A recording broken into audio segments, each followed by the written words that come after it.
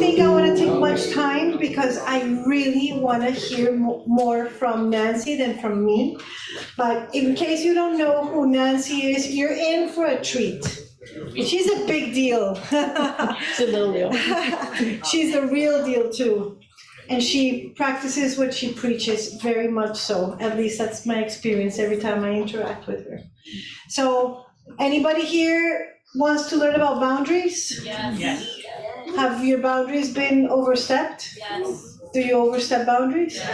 We're gonna learn why and how to fix that. And it's not gonna be just today, guys, so mark it in your calendars. First part of this class is today. The second part will be on March 4th. Now, between this class and next class, we're gonna have a codependency class, which gets what? This is all about codependency as well. Yeah. If you don't know what codependency is, you can come and ask us in the break, or you can look in the mirror. Sorry. No, you'll know. But you will know. Anyway, without further ado, let's welcome Dr. Nancy Kirsner.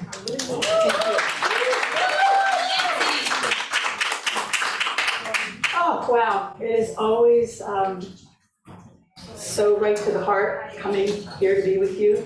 This kind of my community too now, thank you.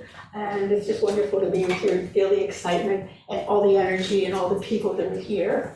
As a beginning, for what I just wanted to tell you, I want you to go to that wonderful place of beginner's mind, is that let's just kind of pretend this is the first time we've heard any of this.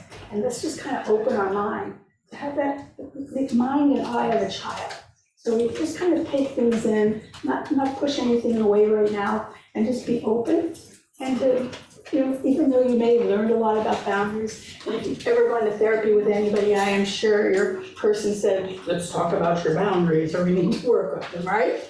All the time. So every time I look at the whole boundary thing, and when I get ready to teach with you, I go over lots of stuff and notes and workshops. And I really realized, like in the last few months, the boundary violations I've made, who I maybe should call up and say, hey, I really got in your business, Gigi. So it's a boundary work is a work in progress. And you really have to consider it. It's like walking, breathing, and working out. It's something you do on an ongoing basis. Because as soon as you think you have your boundaries right in some situation, they shift. Like if you're in a relationship, somebody goes back to school, somebody gets married. If you have kids or grandchildren, you think you got it right, but then they're a little older and they say, Mom, I don't want you to do that anymore. So you have to see it as very fluid and very ongoing kind of work that you're always doing. They'll say, hi. Oh. So have you here? Look into the room. I will say the same thing. Who's in the room? Look who's in the room. Look who's in the room. So if you ask me something that I think is like a pillar of mental health, I think it's boundaries. Boundaries. Because your life, your relationships are only as healthy as your boundaries. So, and of course, we'll tweak it into codependency and intimacy, but boundaries. If you're going to learn one thing, work on one thing. And my hope for today, for you is, one of Phyllis asked me, well, what's this doing? There's some danger and caution. I want you to begin to get that boundaries are everywhere in our life, everywhere. All those signs that you will commonly see in the world, those are boundaries. They're telling you something. And what I wanted you to see is, look how specific and concrete. I mean, like you could probably see a stop sign in your mind anytime. If I said, sometimes I'll say to people, when they're working on something, see a stop sign. You can see it because it's been part of your culture. I just want you to realize that boundaries are just everywhere. So this is like an external boundary. It might be up somewhere where you're driving, and the other one said caution. That's also an external boundary. It's a boundary, it's a physical boundary that's saying there's danger there, don't go there, okay? So I just want you to realize that the boundaries are everywhere. And what's nice about looking at those is they're very crisp. You can't fit a lot of words on a sign, right? And I think it's kind of a nice kind of metaphor that the simpler and crisper, is that a word? I think that you speak your boundaries, it should be very clear. And that's what I like about all of these signs. So I have some, paper copies of those signs. So at the end of the workshop, after we do we're gonna do a little work. I'll tell you what we're gonna do for today. So we're gonna talk about what are boundaries. We're gonna talk about this morning, why are they important? What will it do to enhance your life? And it will do a lot. We're gonna talk about what are the benefits of boundaries? And then we're going to look at some kinds of boundaries, different kinds of boundaries. And then we're going to look at how do you hold your boundaries? Are they rigid like a wall? Do they have some space? So we're going to look at all those qualities about boundaries. We'll take a little break. And in the afternoon, we're going to do a little more work with thinking of a situation or a person in our life. There's always someone or a few that maybe we need to set a boundary with, or maybe they violated our boundary. And we're going to do a little work to give you some tools about a boundary mantra. So you can have this little formula so you can think about how to get your boundaries in your head and what you want to say. So we're going to do a little practice with that. This thing keeps coming out. I have to have an engineer consultation. You good? Yeah, okay. So that's kind of the plan for today, and then there's the usual break somewhere around 10:30 or so. And let's see if I left off anything.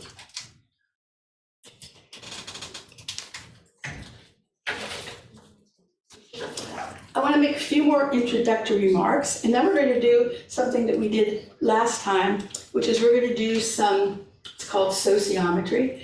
And what it's all about is how do we connect to some of these concepts and issues. And it's kind of fun. The whole group won't be able to fit up, so I might kind of say front, middle, side, and I don't think we get everybody up here. So I said to you about that, I forgot to set a boundary. Here's a boundary statement. If you have a phone, this is a physical verbal boundary that I'm demonstrating. If you have a phone, would you kindly turn it off? You turn it off, or whatever you want to do so we don't have to hear it, okay? And I'm going to ask you another thing. Would you, for yourself and for me, put your phone away somewhere where it's not visible? Very interesting research that even having your phone on like a dinner table, like you're not out to eat, even if somebody has one phone just out, sitting there, they're not talking, it cuts down on the amount of conversation. There's a certain amount of distractibility, just even having our phone in our lap. So by the way, that was a boundary statement, so I'm going to keep putting that out so you see. So that was a verbal boundary with something physical that I'm asking you to put that away. Dr. Nancy, I will have to take a few pictures for our social media. Okay, you're allowed. Okay. There was a boundary exception. And the Spanish ladies need their phones for translation. Yeah, you get an exception too, yes, of course. Check his phone. You put on technical password, Yeah, I got it. You're allowed. We're allowed. Nancy, wait, I'm just kidding, we're kidding. I need to take a selfie. No, just the LFA. So I said that your life is only as healthy as your boundaries. And I'm sure you've heard that statement. Sometimes we say it like, your life is only as healthy as you work with your shame. There's a lot of things. But why is that? Why is that? And why is it so hard for so many of us to set boundaries? It is so hard to set boundaries about yourself, to set boundaries with other people. So I just want you to know, everybody struggles pretty much with boundaries. And some people struggle a little more because it's not their nature to be real structured and whatever. When I'm looking at how my daughter is raising, she has 8-year-old twins. She married later, she had children later, so she's almost a decade plus older than I was when I had children. And, her parenting is much more, she's more mature, she's healthier, she's much more structured, she knows how to lay boundaries. When I got married as a young hippy dippy in my 20s, I didn't know from boundaries. I really didn't realize kind of what they were. So boundaries are really important, and you do get better at them. You learn from the violations, you learn from the pain. Sometimes it's a lot easier to know that somebody else violated your boundaries, that they stepped on you. And we're not so aware sometimes of our own ways that we violate and hurt people, which are, two sides of the same coin. So where do we get boundaries? Where do they come from? Well, they come from usually our family of origin, which can extend to grandma and grandpa, or sometimes if we live in another household. So we get them mostly from our family of origin, and also from role models in our lives. Teachers that we meet, people at church for life, friends that make a big impact. So boundary issues, we learn them. We kind of learn by watching. And sometimes what we watch was okay, and sometimes not so okay. So the good thing about boundaries and boundary issues is you can always go back and redo, which is a lot of what we do in life. Because sometimes when somebody sets some boundaries and they're kind of harsh, or sometimes when somebody's asking about, we don't think about this, but if you're of an age where you're still dating and sexual, sometimes somebody puts out sexual actions and we don't really want that, or maybe we don't want to be touched, or we're not ready. So there's all kinds of ways. It's complicated. It's complicated negotiating these human boundaries. Yeah. Let's see. I want to define simply. When I think of intimacy, there certainly are tons. You could read forever about intimacy. But I think a nice down to the bones definition of intimacy for me is, in intimacy, we exchange our realities. I tell you what's on my mind, you tell me what's on yours, we talk about our opinions. So it's an exchange of realities of two people. And if that doesn't happen with some boundaries, it can be very disorderly, it can be very chaotic. People don't know, where you end and where I begin. So that's very, very important. Let's see what else I want to say about boundaries.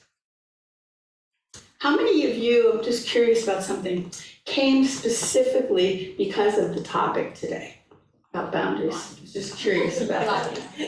It's a lot, yeah. I came for the speaker. Thank you. The speaker is dead with the boundaries. Thank you, my love. You too. I'm a fan here. Okay, so I think I told you everything we're going to do today, pretty much. We will talk about boundary violations, and we're going to have a part 2. Some of this as we're going through it.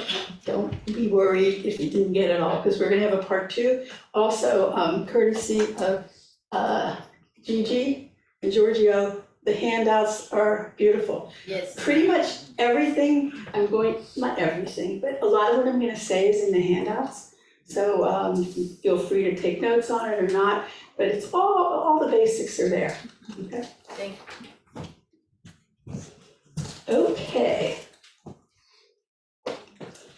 So I think what we're going to do now,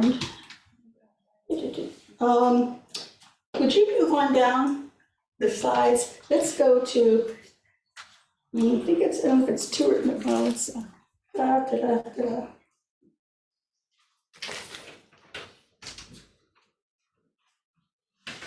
don't know why aren't these moving down? Okay, I think I kind of said this. What I hope for today is kind of in our goals, is when you walk out of here, you have a sense of what is a boundary, and you realize it's not some therapeutic, esoteric word, that they're everywhere, which was the purpose of helping you see, and I'm going to keep naming boundaries, because it's kind of invisible sometimes, these boundaries, we set them verbally, and then poof, we think they're not there. So I want you to have a good sense of, what are boundaries? And that they're very practical and very helpful. The different kinds of boundaries that there are, and have some sense of your assessment of your boundaries. How do you hold your boundaries? because you can't see all my boundaries, you can see yours, it's kind of this invisible shield that we have around us. So I want you to have a good sense of, you evaluating your boundaries. The characteristics of boundaries, things like, are my boundaries rigid? I'm like Fort Knox, you can't get in, I can't get out. Are your boundaries pretty flexible and healthy? Are your boundaries kind of spotty, inconsistent? Sometimes I do, and sometimes I don't. It depends on how I feel, maybe. Or are your those walled-in boundaries, are pretty repressive, pretty repressive. And then, or are my boundaries kind of invasive? I'm gonna, even if you didn't ask me, I'm gonna tell you my opinion, and I'm gonna tell you what I think you should do. Or are your boundaries respectful? So I want you to, be able to kind of know about that.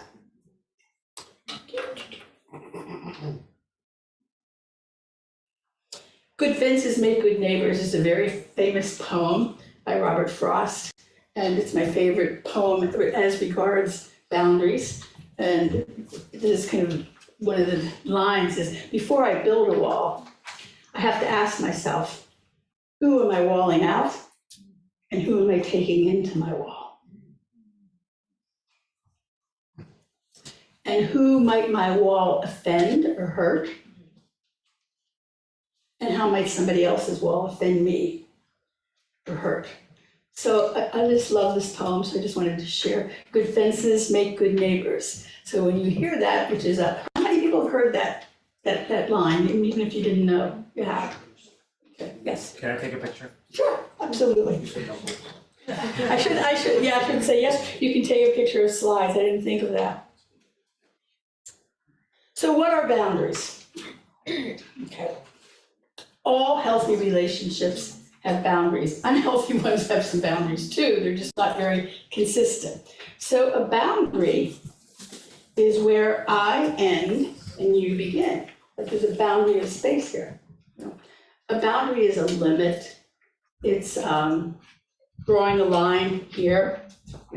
It makes a clear statement, so neither of us are confused about this is how close I can get, this is how far I can get. So boundaries set limits, said very simply. And learning to tune into what your limits are, really, it's not so easy sometimes. Particularly if you're in the middle of a situation, a social situation, or a situation when fear comes up. I know that for me, when I get scared, and did you need something? What? She was waving. Oh, she was waving, okay. Okay. You're waving to have us see, she's telling you where there's a place. That's lovely. So particularly when your fear kicks in, or somebody does something very quick and startling, because your brain goes into that freeze, or it hits you so fast. It's really hard, and oftentimes in those situations, you can't set a boundary right then because you're in that mode, and you have to kind of just take a deep breath. The best you can do those times sometimes is just contain and not get reactive, and take a breath and say something like, I'll think about that, because sometimes you just can't find your words in the moment. So I wouldn't expect you to think you can. So there's two main parts about boundaries. Who's ever heard of PMLity with your codependency study? You know who PMLity? The PMLity, she is still, was kind of the woman in the whole addiction movement that really, wrote the first book, Codependent No More. She really helped the concept really get out here. And this is her famous pose. Okay, so this is all you need from the workshop. You can go after this. This is the famous pose. So this is my stop sign. Okay, so this is how I protect me from you. This one, stop. So like if you're screaming or raging or doing something I don't like, this is how I protect me. Now, sometimes that means I have to leave the situation because you don't stop. So this is me protecting myself from you, from others, and how people treat me. This is a containing boundary. Now this one we don't think of very much. This is containing. I have just as much of an obligation to protect you from me.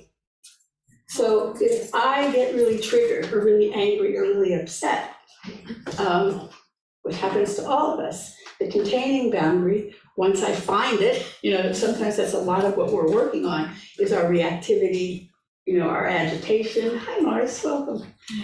So this is, I have an obligation to contain myself and not, verbally throw up on, scream or yell back. So we sometimes forget about this. So this is how you run. This is protecting and containing. And you'll see as we go, as we go through the various things, this thing of protecting and containing is really important. Everybody got that? Protect and contain. Okay.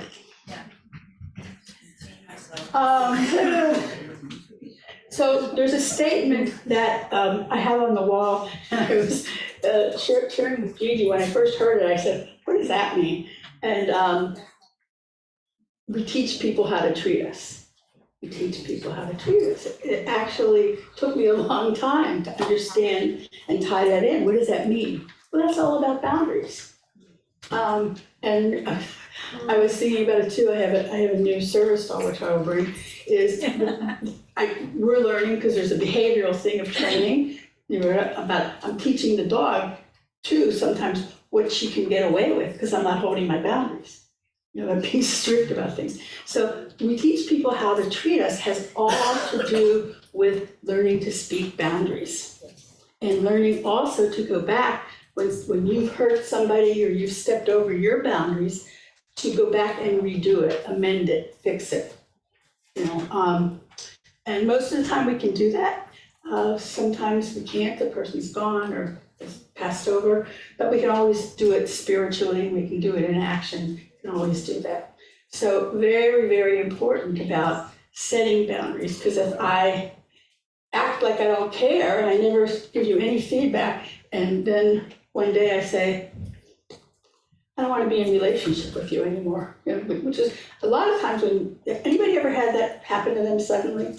Where somebody, male, female, not necessarily romantic, is they're out of your life, or they break up with you in that very harsh, Well, if you really think about it, and I do, because that comes in the door a lot, is I think that has a lot to do with that person on the other end couldn't express any boundaries. You had no idea that they were going to end the relationship or the friendship or the girlfriend, or they walk away.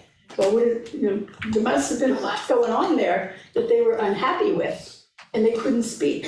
They didn't speak.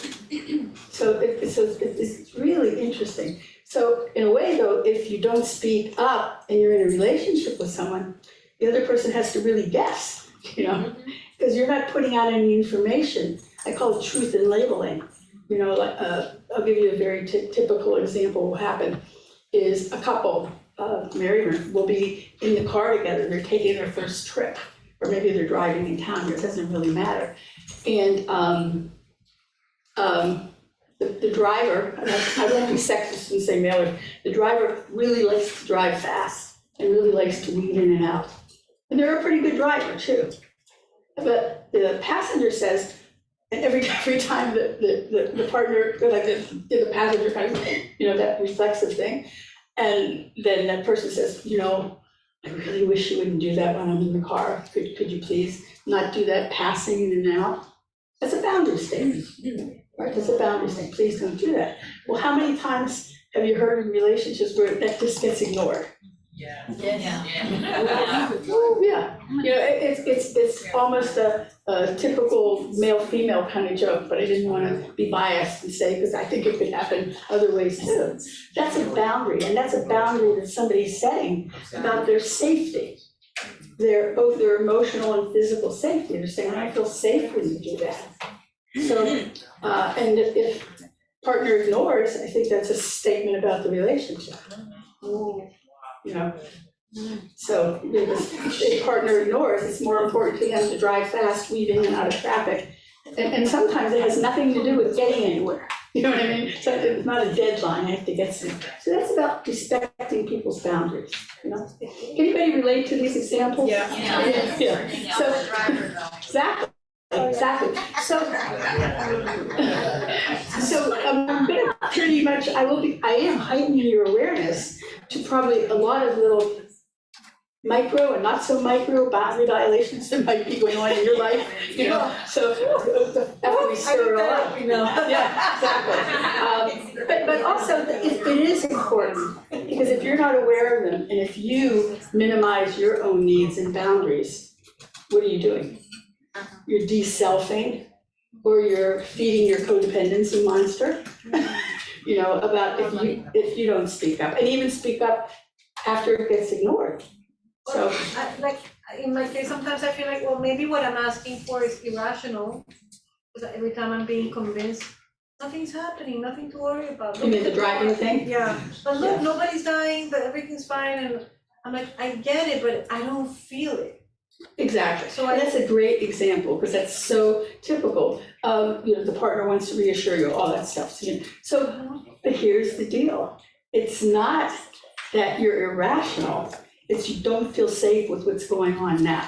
It's not that you're waiting for an accident or hoping for it, but you're not feeling safe physically as the car is moving, the way it's breathing in and out. It's already eliciting your fear. So that's an emotional boundary, you know, of this is really scary when you drive like that, and I'd rather not sit here with my heart at my throat, you know, like that. So yes, and that's a very typical, very difficult. It's a very difficult controversy, you know, because I'm gonna be rational and I'm gonna tell you the accident didn't happen yet, so why are you worrying, you know? But it's really more about the emotions and the safety, you know? And if you think about it, like, it's not a huge request. Who cares? And that's what I say to couples a lot. Is that a big request to go slower? You know, as far as I know, you haven't become a surgeon or a fireman, you know, like, I mean, you know, what's the big deal? Right, exactly. Okay, so boundaries make you feel safe. They also tell the other person how you want to be treated, and they provide a structure for the relationship. Okay, next. Okay, I love this. Boundaries are a conscious practice from the inside out. It's a great line. So boundaries are a conscious, mindful practice that develop from the inside out. I have to know what I think and feel and where I want to set my boundary.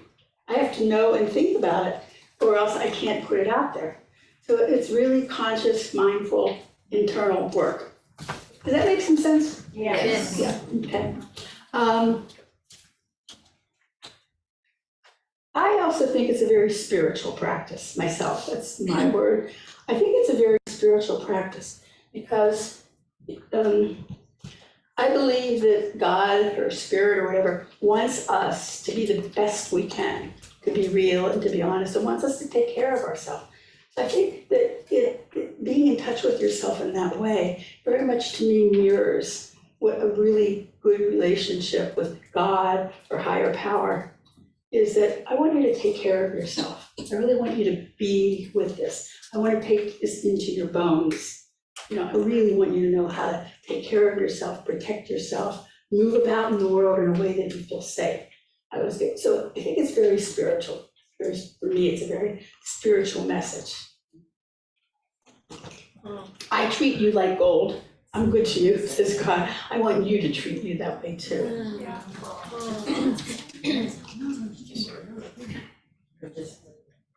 So again, so you're getting the idea that boundaries, they create structure, so we can be together in a way and enjoy each other and feel safe and know what's okay and what's not okay to do. We good so far? Yes. Okay. Hi there. Welcome. If there's anything on that chair, feel free to move it off. Okay, next, Emmanuel. Okay, so why are boundaries important? We've already said a lot of this. So boundaries are physical, they're emotional, they're social, they're interpersonal. There's spiritual boundaries too. Spiritual boundaries where I don't tell you what to believe and step on your toes about your beliefs, and you don't tell me either. Without these boundaries, our relationships and our lives would be very chaotic. which is what you see when we're in high dysfunction or in families, they're very chaotic. We don't think of that word sometimes, but dysfunctional, chaotic, lacking boundaries could all go together. Because that's what's going on.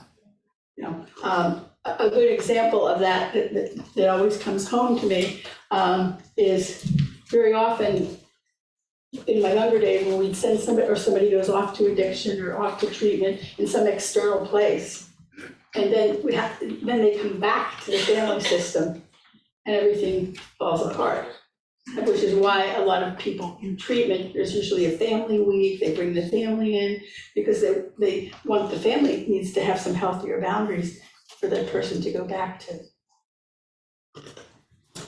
Okay, safety, we talked about that. Secure, next slide. Okay, I think we already did this. Okay, so we need these boundaries so we can exchange our realities in a respectful way. You can respect mine, I can respect yours. So when we share with people, we share in order to be known, not to convince you that you should be like me or you should do what I want. We share to be known, that's the intimacy factor. And when we listen to people, that's this one, when we listen to people, you listen with kindness, respect, curiosity, containment. You let the other person finish before you start. You clarify what are the limits. You're creating, those big safety nets in the surface before the high one. You're creating a safety net in a relationship. So I want to tell you another story about that. Boundaries are very different culturally. They're very different families. And this was really brought home to me is I thought I had pretty good boundaries. I thought I did. And I was raised in a Jewish family, not a real religious, but heritage-wise. And then both of my adult children got married. And one married somebody from the Midwest, and one married somebody from Connecticut. And as I got to be around my new in-laws and the families, I really noticed things. I noticed things that they didn't jump in and tell their children what to do, like I did sometimes. They didn't give advice unsolicited, like I did sometimes. and I would kind of wonder, sometimes my daughter-in-law's parents, I love them, they're from Connecticut. There'd be something kind of stressful going on, like in the family, like my son had a bad outbreak of Crohn's, and I noticed that they didn't get involved. They just didn't. I was kind of shocked, and I had some judgments about it too. Like, where are you? Why aren't you helping? But it really was an awareness of they had very different boundaries. They wouldn't think. My son-in-law here locally too, very different boundaries than I was raised. And it really got me to examine. I don't think I led or done any boundary workshops. It really made me look at, wow, I'm the one, that's violating, because these are grown people. Your children are grown people, they're adults, they're married, they have children. I wouldn't do it with you, unsolicited advice, I wouldn't do it with you, why am I doing it with them? So, and sometimes too, culturally, we'll say sometimes, oh, my family is in your face, and you can sit at a table sometimes, maybe you can identify with this, and people are talking all over each other and interrupt. Well, that goes on sometimes in families, right? Anybody relate to that? So after having a lot of years of that pattern, it's quite hard to break.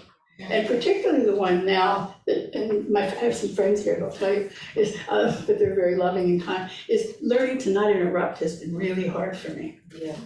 An idea comes and maybe and I want to get it out, or it has nothing to do with my age and I'll forget it. Maybe it's some ADD. But so I just want you to see that sometimes we're not even aware, because in our family that's what the boundaries look like. So we thought that was normal. We thought that screaming happens at the table. People interrupt each other. But if that's what you grow up with, a lot of times you do think that's normal. You're Italian. You're Italian, you talk with your hands, right, exactly. Emmanuel, the next slide, please. Okay, we're gonna leave that, we're gonna stop for a second. So, last time we did something called sociometry, and we're gonna do a little of that today. And I'll remind you what that is. We're gonna get up on our feet, not everybody, because we can't fit everybody. And we're gonna look at how do we connect, not just to this topic, but some specific things that I've mentioned to you. So the first thing, who remembers my black line? Anybody up here? Yes. Yeah, okay, so this is a line. Martha, if you put it over here, and I'm gonna put, this is a line, I don't know where, and I'm gonna ask you, how would you rate your knowledge about boundaries? One, just kind of your knowledge, you know, like you feel like one would be, I don't really know too much about it, I've heard about it, I'm not sure what it is. 5 in the middle might be, well, you know, I've worked on it, you know, in therapy, I don't think I'm an expert. And 10 would be, I know a lot about this. I really, and I don't mean that you're perfect at it, but how would you just kind of rate your overall knowledge and comfort with what are boundaries, what's it about? Knowledge or application? Huh? Knowledge or application? It's a very good question. Both, just kind of your general knowledge and application, just as a top. Two different, they're very different. Okay, knowledge. Knowledge. Okay, so could I have some people that would be willing to come place yourself on this line, and you're gonna have to talk to each other to figure out who's a 5 and who's a 10. This is just Knowledge, this is your knowledge of boundaries. And let's say your knowledge from life, your knowledge from therapy, your knowledge from anywhere. Okay. Okay, all right, so, what number are you? The tags are here, Okay, good. Okay, so now what we're gonna do, Tags are here. okay, now what we're gonna do is, I'm gonna teach you how to read this out. What does this mean? Because this is looking at, you know, what's going on in the group and how do people connect. So is this a cluster of 1? Yes. Okay, are you a 1? Okay, this is a cluster of 2? Okay, so we have 2 people at 1. What made you why'd you choose 1? One statement. I know nothing, you're in a great place, no expectations, I know nothing. Okay, there's 3 of you and 2? Okay. Why'd you pick 2? I know some about boundaries, but I don't, what it is in say. Apply it. Application, okay, good. Where are you, Gigi? I'm like a 4. You're a 4. And one statement about 4? I have lived without boundaries, give or take, for all my life, so I'm an expert in how to do that, and I'm starting to be aware. Okay, so awareness. And I'm starting to put Yes. I learned from you today to be more, this lovely lady, right there, she was next to me, and she had a cup of coffee, and I'm very sensitive about my arm. Normally, I wouldn't say anything. She was so sweet, I said, I'm setting a boundary. She said, oh, I'm sorry, did I hurt you? She didn't, but I just set the boundary, thank you. Okay, great. All right, you can go now, you got it. I'm at number 5. I feel like I'm kind of halfway there. I'm messy with it. I've learned a lot here, and I've been practicing it with my fiance and friends, but I feel like I still have more to learn with myself. And so I'm at 5. Awesome, wonderful. Phyllis, you're at, on the hot seat. I'm a 9. You're 9, okay? Yeah, Well, and I learned so much from living. And I look back, We can't hear you. Yeah, go ahead. yeah, I mean, a lot of my life I was brought up with no boundaries, physical or emotional. Okay, I'm gonna set a verbal, a boundary. If, listen and please, let's have quiet, and only one person talking. Okay, go ahead. Just from life, From life. from trying to establish boundaries through the years, succeeding and failing, succeeding and failing. Gotcha. You know? Okay, and are you a 10 also? Okay, good. I'm also a 9, and this is knowledge. I know all about boundaries, and this is great. It really supports what I know and what I believe. When we do application, I will be in a different spot. Gotcha. I want you to stay where you are right now, don't move yet. So, one sentence, about 10. I put myself here because I have 30 years of therapy, treatment, and meetings, so I know a lot about it, but I'm in zero when it comes to application. Okay, so before, my second question, I want this group to stay here, is going to be about application. But I want to teach you how to read this out. So one of the things, so we have 2 people at 1, okay? We have 3 people at 2, 1 at 4, and 1 at 5. So the majority of the group, where are they?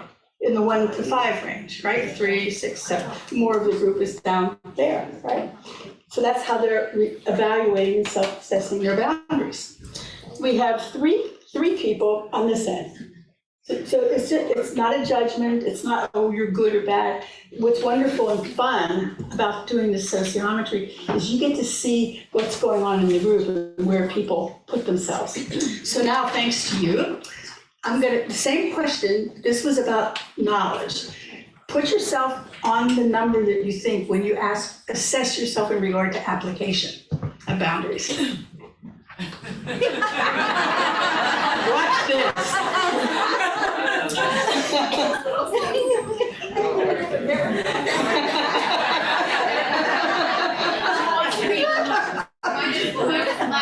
Minus? Okay.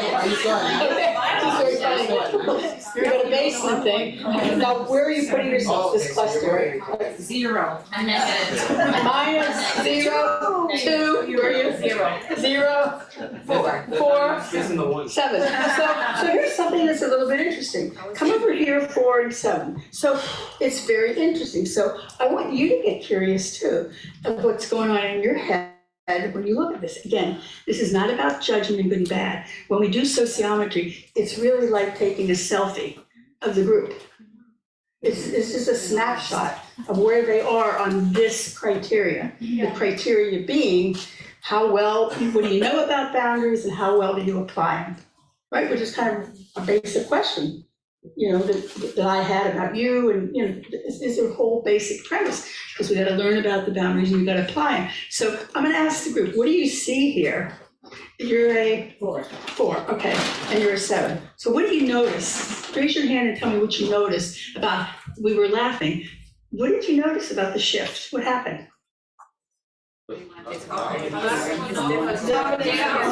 Knowledge is good, but application is Right, yeah. And we can see that, and this kind of was happening when we were talking before. Knowledge is one thing, but how well can we apply it? Because this is where it's very difficult, not so easy. Okay, good, thank you. Let's. Okay, now, what I'd like is when I ask the second question, maybe, thank you, please, yeah. When I ask the second question, maybe some other people can respond. This is a little bit more specific. I'm going to ask you this about your interpersonal relationships. If you think about all the people you relate to intimately, your boss, your friends. So here's the question. How well do you set boundaries in speaking up in your relationships? Okay, I know every relationship is a little different, but I want for you to cluster. So this is a self-assessment on how well do you speak up in your relationships. So one is, I don't speak up at all. I tend to listen, and it's very hard for me to say anything at all. So I think it's better to just be quiet. 5 is somewhere in the middle, something like, well, what I noticed is I speak up in some relationships, like I'm really comfortable speaking up with my girlfriends, but I notice authority figures don't do too good, or maybe I don't do so good with men. I'm kind of in the middle here. And 10 is I got this. I got this. I've worked on it a lot. I think about it, this doesn't mean I'm perfect. It just means like I feel like I really got a working way to do this, and I feel pretty solid in this. So let's have another group come up. The question is, how well do you set boundaries in your personal relationships? So let's have another group. Come on, this is fun. If you want to repeat, go ahead. So I'm Okay.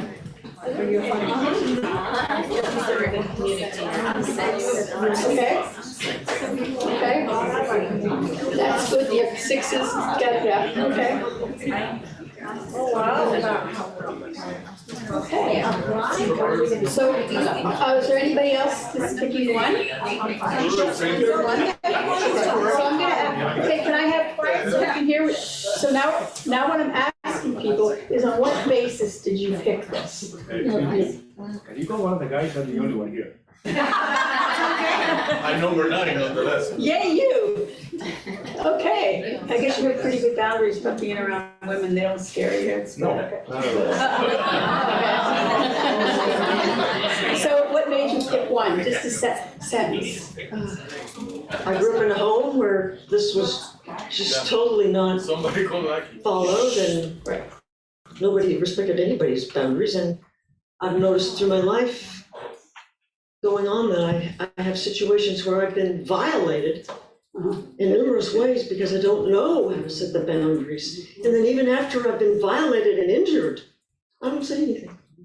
Yeah, I see how painful that is for you, and yeah, so growing up in that kind of home, you wouldn't have learned anything about boundaries. And it's been terrible. And not know how to protect yourself. Yeah. Right, very important. How many people are in 2 or 3? 2.5. Okay, so would you say something about choosing? In my home life, my boundaries are basically ignored. So I sort of give it up, basically. But now with my friendships and my business, it's different. But in the home, it's kind of like she said, it doesn't matter. Which is very, very, very hard position to be in, because those are your most intimate. That's tough. I grew up in a home where you weren't allowed to express. Children were seen and not heard. And if you said something, you were disrespectful to an elder, and you couldn't express your feelings. So, however, like, I'm sorry, what's your name? Nancy said, when I became a social worker, I set boundaries with clients and I helped them out. But in my own thing, I just feel like I'm being restricted and I don't speak up for myself. Okay. So again, you see the difference in context, I can do it here at work, but at home it's hard. With my kids, it's hard. And often that's the case, that it is hardest in your most intimate relationships. It's hardest, the place we need is the most too, right? Yeah. Okay. What number are you? 6. So when it comes to thinking about the boundary and then experiencing something that has become invasive towards me and even towards like what I want to do, which is like what did you say?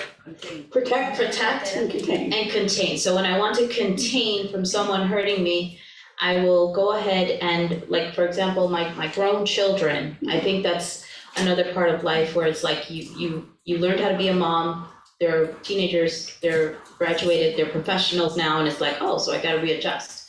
So those readjustments have been very hard for me, so it's like I know what I want, because that, a good fence, protects a neighbor? So Protects you too. Protects me too, right? So then in Spanish, we have a saying that says, together but not mixed up, right? Junto pero no revuelto. So, setting a boundary like with my daughter, where it's like, I don't want you to pass this entry, but then allowing her to come back and do it again, it's like the thought process is there. I'm invoking that, I'm practicing it, I'm repeating it, but sometimes I really just fall short because I'll say, I want to please her, I want to make her happy, she's my daughter, but then that causes 10 times more damage. And then like on work, I've really learned to set boundaries in other areas as well. So I'm gonna come back and comment on what you're saying. Yes, R1. Yes, hi. The way I was brought up is a family of 8, actually 6 siblings. So we had to be loud in order to survive. And sometimes I learned just to not even give my opinion and just to avoid any type of discussion. So during life, as maturing, actually, I learned that, and in such a way that I was a rebel. So I left my house, and I'm the only one that lives abroad. The rest stays at home. And I guess that was because I was the third of six. Gotcha. And I always felt independent, which I've always been. And that was at a personal level. Then, with my family, I always had the last word. Yes, sweetheart, whatever you say. Gotcha. Are you an 8? I would say, I try to go into the middle. Right now. You're kind My of a 5. experience, yes, like a 5. So there was 2 kinds of boundaries. What is your name? Oscar. In Oscar's family of origin that you hear, you either scream, you either scream if you want, or you avoid it. Right. And you can see, as we move along, neither of those are very functional. You're shaking your head, right. Those aren't the healthiest of boundaries. Neither one, we would say, is very functional. But that's what we have to do in certain families. Are you a 10? 9 and you are? Yeah. Okay, 9, but this is pretty cool. So, Not the same though. forget the number, you're at this end. So remember something, you chose this based on knowing yourself. This is self-assessment, there's no way you're wrong. And this is a snapshot today. If I ask you next Wednesday, you might be in a different place. So, own it. You put yourself there because you know yourself. So what made you choose this end and a 9? I'll go first. Until when I left my parents' house, I was able to find a voice and I was able to speak up. And that's when I learned boundaries. And I think that I'm very outspoken and it's easy for me to put up a boundary for any relationship. I struggle putting up boundaries with my parents, but not with my sibling. Well, with my siblings, kind of like, yeah, also. With anybody else, easy. But I find it hard reading other people. I guess if the person doesn't know how to express their boundaries, I kind of like have a trouble respecting others' boundaries. I mean, if the person's not expressing their boundaries, you can't figure it out? Of course you can't, that's the whole, right. I'm trying to read them, I guess. Yeah, that's always a dangerous thing. Or maybe you're right, maybe you're wrong, assumptions, yeah. And you picked it on. Okay, so when I was growing up, I was very violated. And until a couple years ago, I was in a toxic relationship for almost 2 years.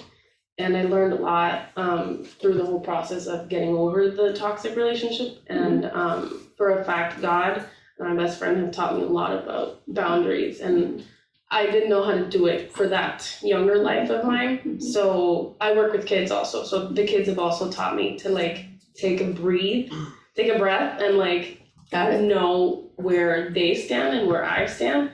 I talk to them, nicely. And that's how I've been able to kind of talk to my parents, set boundaries. I didn't like that you did that. I didn't like that you treat me like that, and all those things. So you two are a very nice example. Remember I said earlier that sometimes you learn your boundaries from a role model or a best friend. So they met in life. There's a lot of love and the coaching here. She's watched her best friend taught her. I wanted to tell me your name. Nino. So Nino said something really interesting and made me think of, particularly when your kids get married, grandchildren, the generational thing, and people move away, some of your kids stay here, but some move away.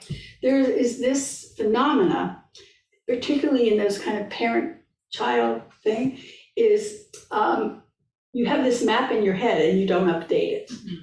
Okay, you have this map in your head, and it's usually your kids base that map on when they left you. Like, so let's just say typical, they go off to college and they're 17 or 18.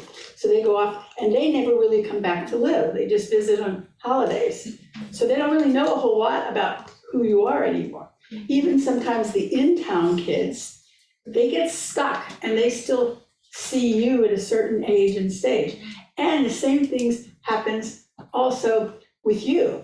It's very hard to get out of those developmental ways of looking at, this is not my 16 or my 10-year-old boy anymore. This is a grown man. But it's really hard because those are very deep roles. Those aren't just little behaviors. That's a role you've carried as a mom or a dad or a parent for all those years. And so I work a lot with people. I say, okay, you have to update your map on who so-and-so is. And also working with the kids, because they also role lock us into a certain time.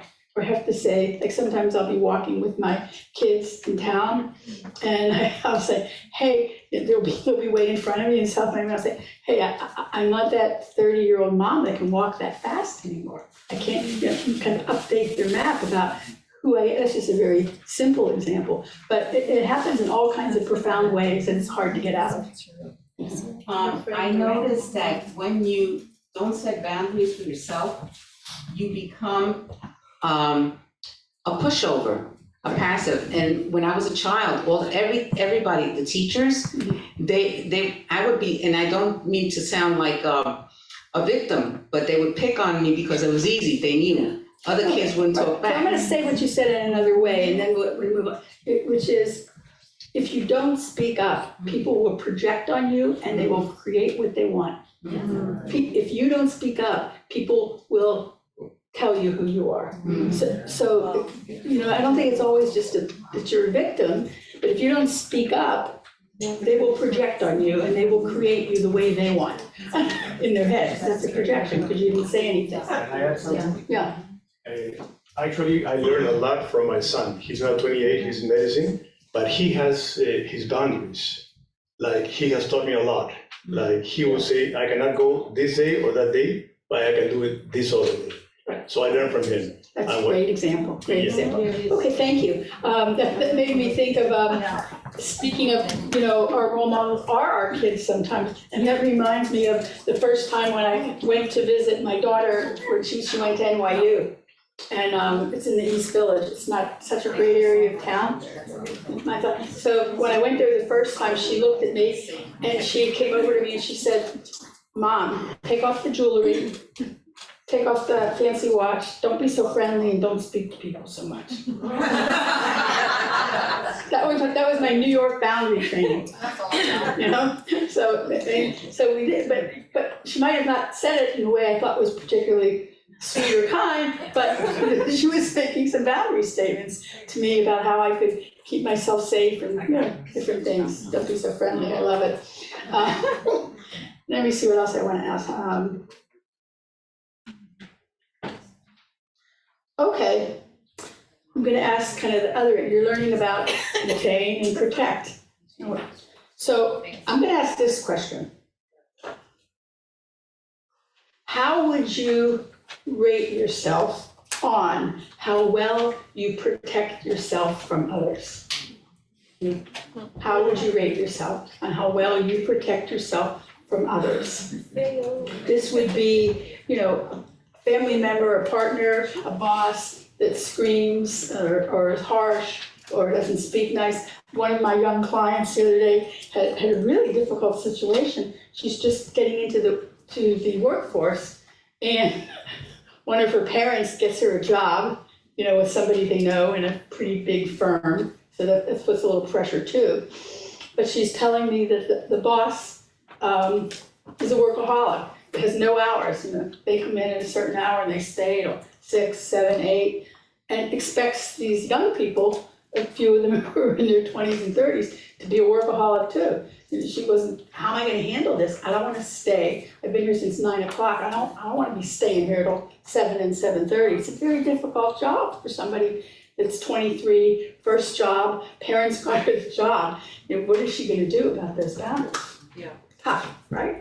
There ain't no easy answer. No, I can say it. So, we're still struggling with it about what's she gonna do, But for her to even hear from some other person, in this case it was me, is, that that's not okay. That's not a normal boundary, right? That's kind of a time violation. He's definitely violating her time boundaries, because she didn't sign up for a 12-hour or a variable day, like sometimes I'm out at 5, sometimes 7. You gotta stay if I'm still doing things at 8. She didn't sign up for that. Can you see the lack of boundaries? There's no clarity in that. So it's a tough situation. Okay, we're gonna shift this a little bit. How are we doing on time? Oh, we need a break. So we'll just do this one and then, okay. Moving on to, now, let's move on to a slide, the 5 kinds of boundaries. Let's see.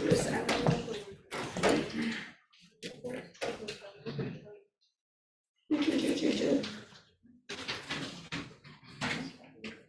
Okay, right here. Okay, depending on what you look at, there could be 5 kinds of boundaries, there could be 7, depending on whose slide. I just picked this one because it's 5, I'm used to it. There's actually more types of boundaries. So, you've heard me mention about physical boundaries.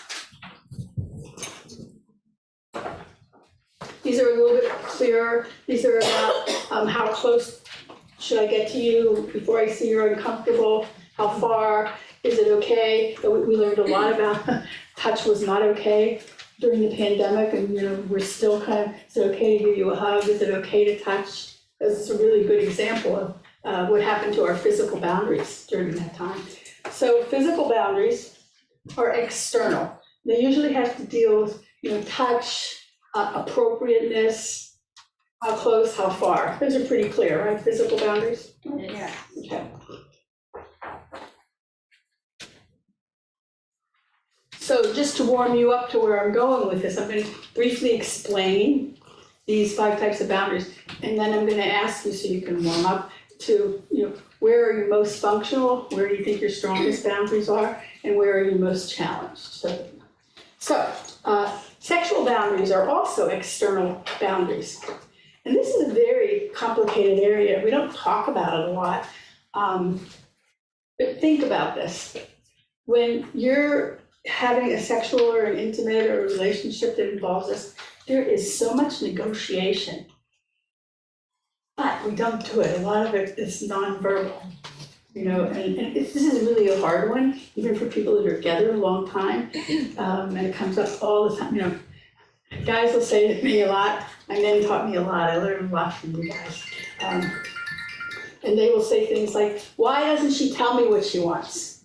Why doesn't she tell me that feels good, or why do I have to figure this out? And sexual boundaries are very complicated. And I think I learned a lot about this, sadly, through the area of sexual addiction, or through the area of looking at sometimes child molesters through that. Is people say, well, why does somebody do that? It's terrible and it is awful. And some of what really has come out of really understanding, because these people have helped us understand what's going on so we can help, is people turn to children because you don't have to negotiate. When you think about an adult relationship, there's so many things to negotiate. Is tonight the night? Don't get too close to me. I don't like it when you touch me. I'm going through menopause. Please don't get too close. I'm hot. I'm cold. So sexual boundaries is something we don't really talk enough about. Would you agree about that with our partners? In terms of saying yes, no. All that. So they're sexual. Okay. So another type, and this is more internal, and this is interpersonal boundaries. It's what goes on in relationships. It's like when Marcy and I are working on something together, or a project, Marcy will say to me, okay, this is really important to me. I want to do it this way. And so we'll go back and forth, and she'll say, so this is my area. Okay, here we're going to collaborate on this one, and we'll often talk about where do we not want to go. What's not part of this? So this is your interpersonal boundaries. How do you negotiate those and speak up?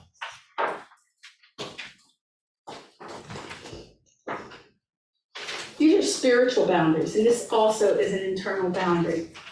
And this is one that comes up more than you think. Sometimes people will be talking about their beliefs, whatever they are. It could be Christian, Buddhist. They could believe in anything, and sometimes people will cross a boundary or they'll roll their eyes, not be respectful, or feel like you need. This one comes up in couples a lot. You need to go to church with me. You got to go to church with me.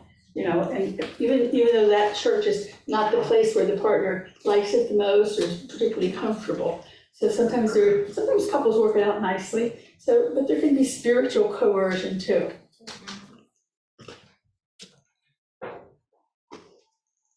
Step 4. So the verbal emotional boundary.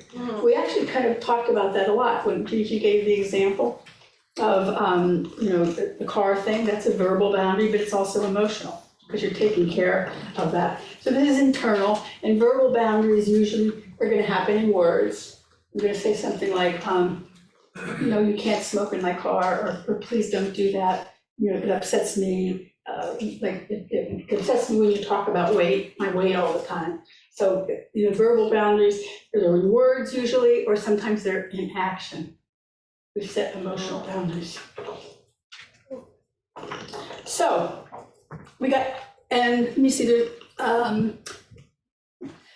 this also mentions, because I just didn't make cards for everyone, we have boundaries in intellectual areas too.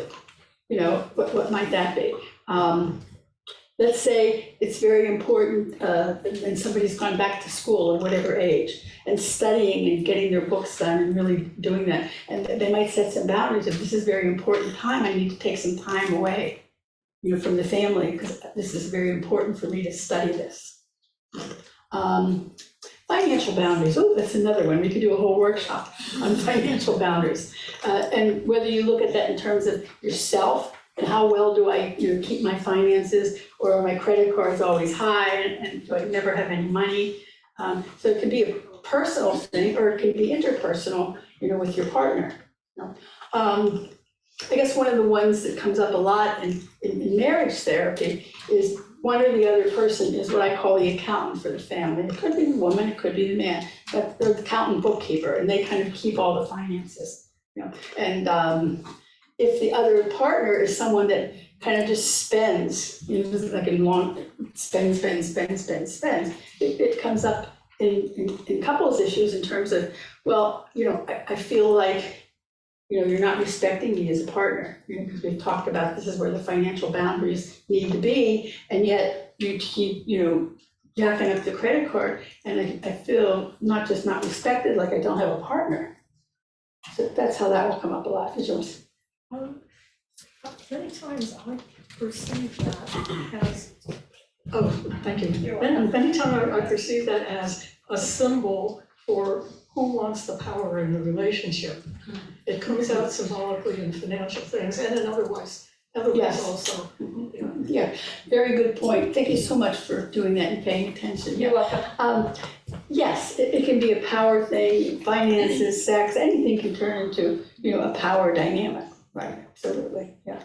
So there's other kinds of boundaries I didn't mention, but for the ones I have up here, physical, body, sexual, interpersonal and relationship, spiritual, and verbal, emotional. What area, I prefer you only pick one first. What area do you think you're most functional in? Where do you think you do the best? And I'd like another group of people. I can tell you. Me, you are.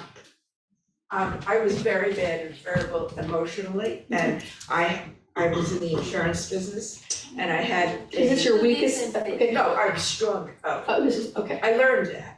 I was very bad at it. And I had a client who was a New York garment worker, and he used to scream at me every day, but that's how he communicated. And my husband was in the same business. And what he did was he took the phone and he put it in his desk while the guy was screaming. And then when the guy finished, he would pick up the phone and then he would. Gotcha. So this is your strongest? No. So then when he finished, he'd say, "Oh, Martha just walked in."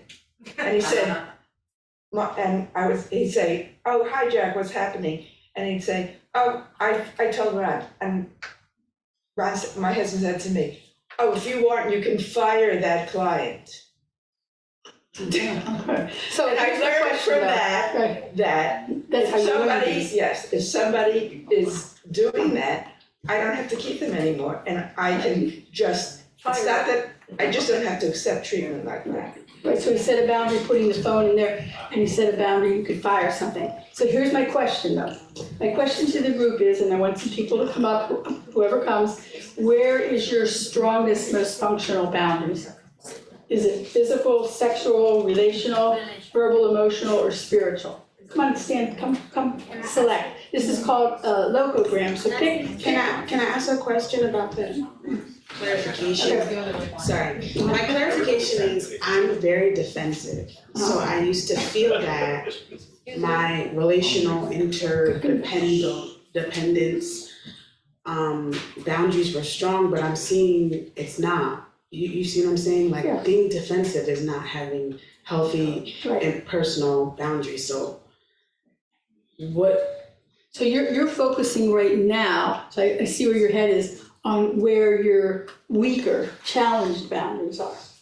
You're focusing on it. So this is a bit of a different question, okay? So, well, this is hard, no, it's not sorry, this is good.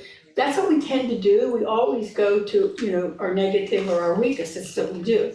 So this is gonna be, can you shift your brain a little? So, and there's a choice of 5 here, okay? So can you choose the one you're the strongest in? Not the weakest, the strongest. Is that confusing to people? No.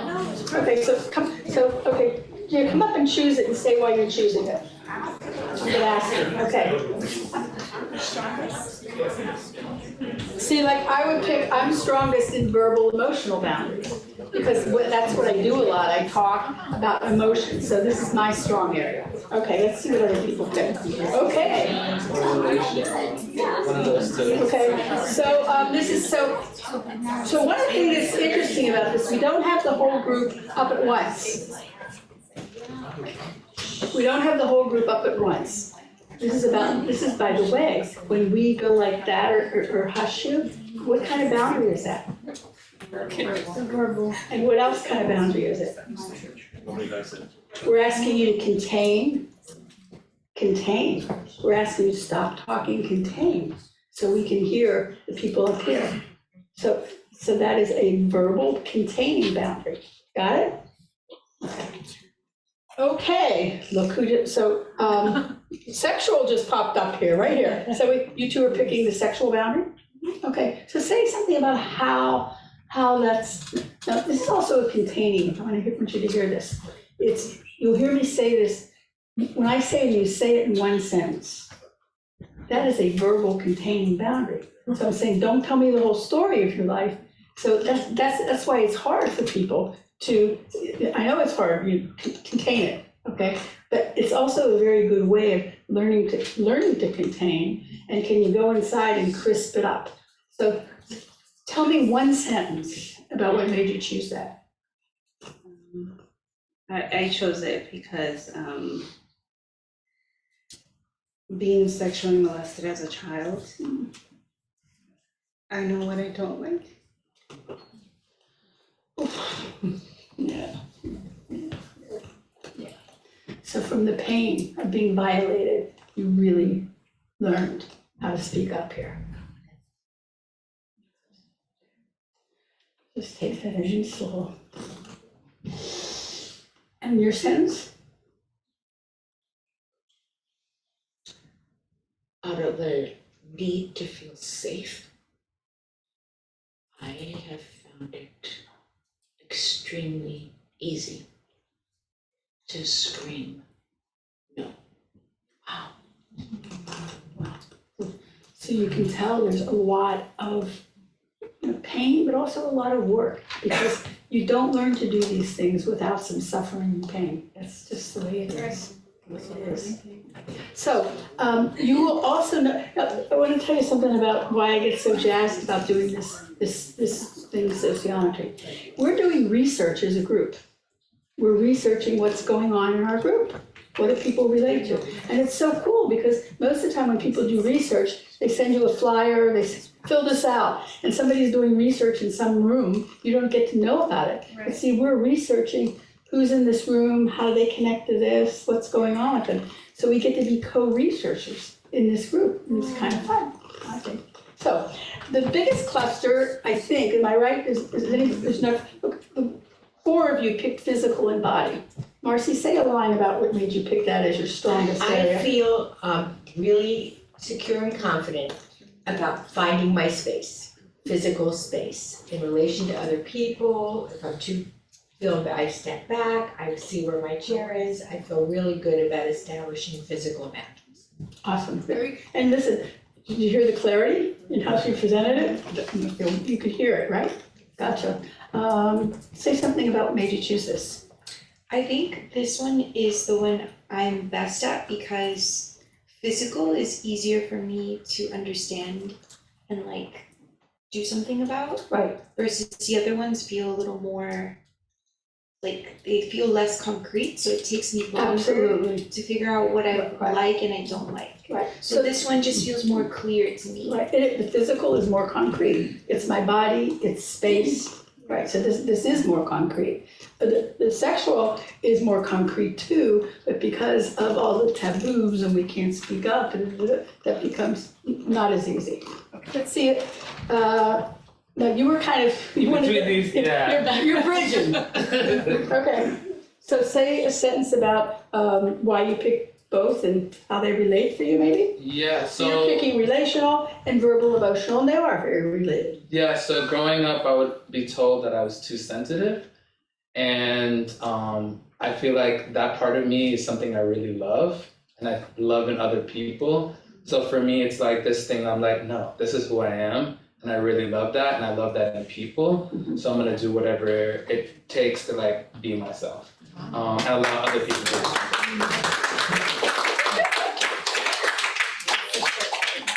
How many people in this room, sometimes I just think of questions I want to ask. How many people in this room were told as a kid that they were too sensitive? Me. I would need to feel that way. Need to feel. Implicitly. Yeah, so, yes, that counts too. So just take a look around, yeah. A lot of us had a lot of feelings and we experienced the world. Okay, so spiritual. All three in spiritual. Okay. So, I'm interested, what made you pick that? You made the shift, you did it. Yes, because I've experienced spiritual coercion and abuse. So now I have no tolerance. No tolerance policy for anybody that's gonna get in the way of your spirituality. Correct. You go ahead. Of course, you're gonna share, yes. That was my boundary. I'm like, I don't just want to be the mic girl, I want to share too. So, spiritual, because for so long my spiritual beliefs were very rigid. And I feel like I'm so open now, not only with my spirituality, but I respect other people's boundaries too. Like, you could tell me you worship a tree, and I look at you and love you the same. Whereas before that was unacceptable to me.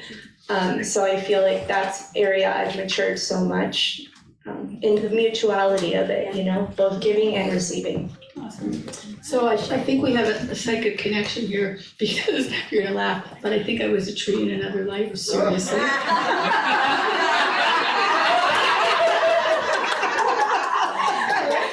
Oh my God, this is working, really? And you're still a tree of life now. Exactly. You wanted to share? Yes, thank you so much. So I have had a huge transformation. I have a ministry still.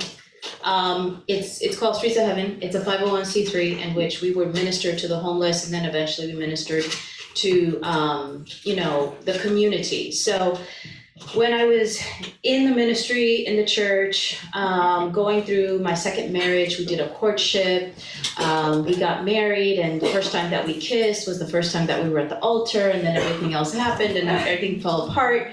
And I really just learned that what's beautiful about our beliefs, right, is how it interprets and relates to other people. So knocking down the whole, this is the way it's supposed to be versus life happens, really allowed me to see people for people, and it's the same, it's like allowing others to just share, I believe in this. Oh, okay, well, tell me about it. I'd love to hear about it. And then if something happens, then something happens. So that's why, but no one can move me, Nino, from my spiritual belief. Do you hear that from me? Yes. Okay, thank you so much. We're gonna do just one more slide. The slide, the one that, the people pleaser slide. The people pleaser slide. Who are they? I want to do this and then we're going to break.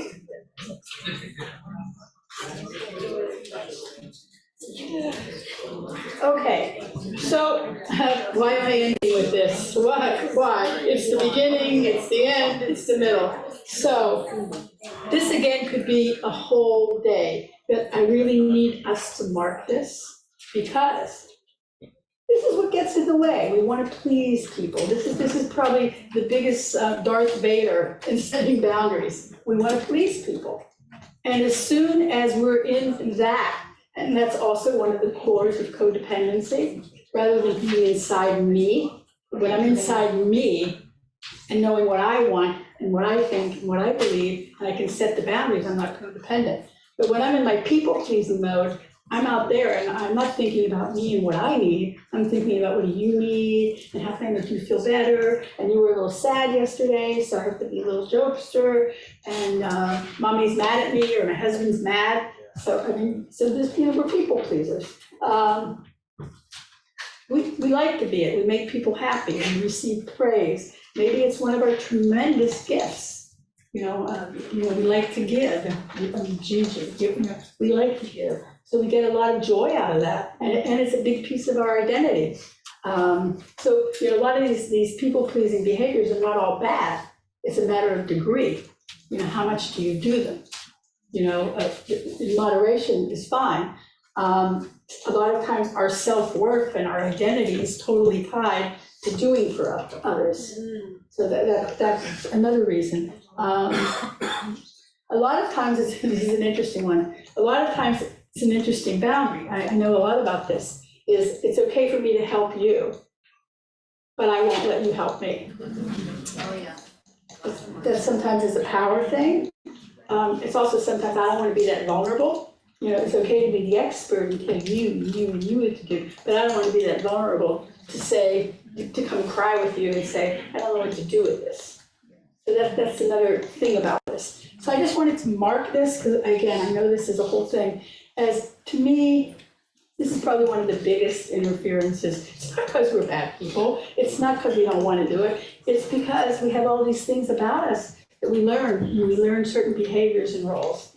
Yes? Give me 1 second. Thank you.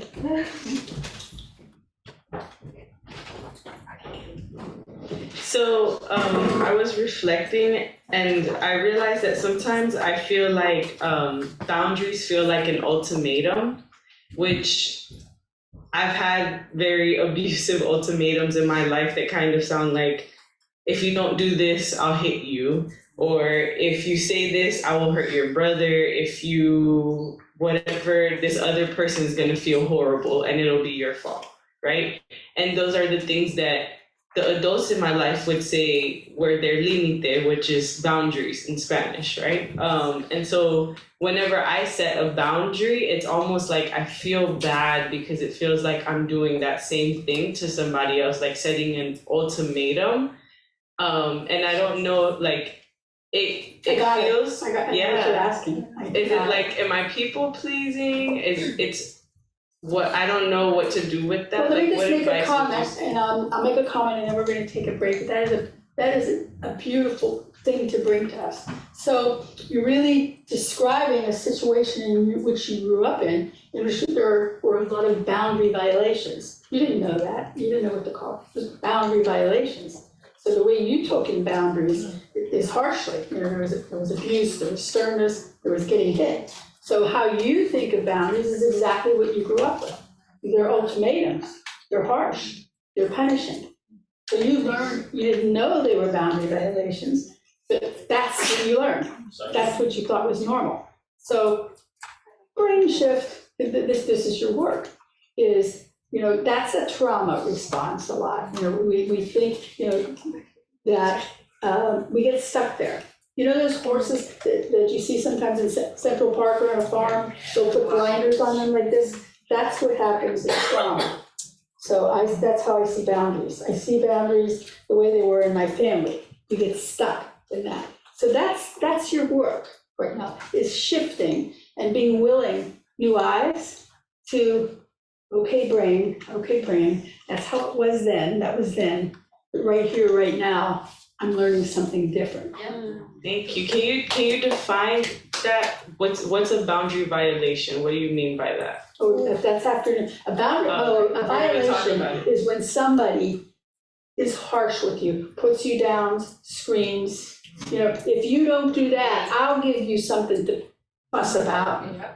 You know, a boundary violation is really getting hit, although I'm gonna say that is my belief, getting hit, using power, strictly punishing to shame, put down, or diminish. A boundary violation is an assault. It invades you, it diminishes you. It's very different than a healthy boundary. And I think you'll see that a little more because the afternoon we're going to be talking about healthy versus unhealthy boundaries. Like a timeout. You know, timeout is very different. Although I'm sure you could do a timeout abusively if you wanted. But the original notion of when timeout emerged is that, you know, you would tell, you know, your little person to maybe sit in a chair in the same room you were in because you were cooking dinner. But a timeout was, you know, sit there. So it's shifting your brain because, oh, that was what it was. That's how I got here. That's what I'm working on. But that was what was. I didn't create it. I didn't make it. I didn't like it. Okay, brain, I'm going to learn to do it in a healthy way. Did that make sense? Yeah, okay. it does. Yeah. Thank you. So, okay, let's take a break. Wait.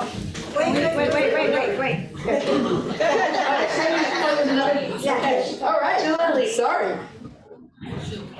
Can you guys give a round of applause for Nancy?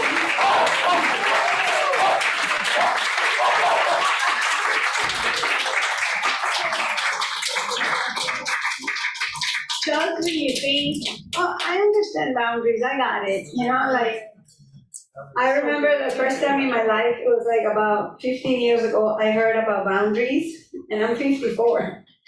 I called Lucky from the conference. I was at a conference and I came out, like I said, I didn't even know that word existed.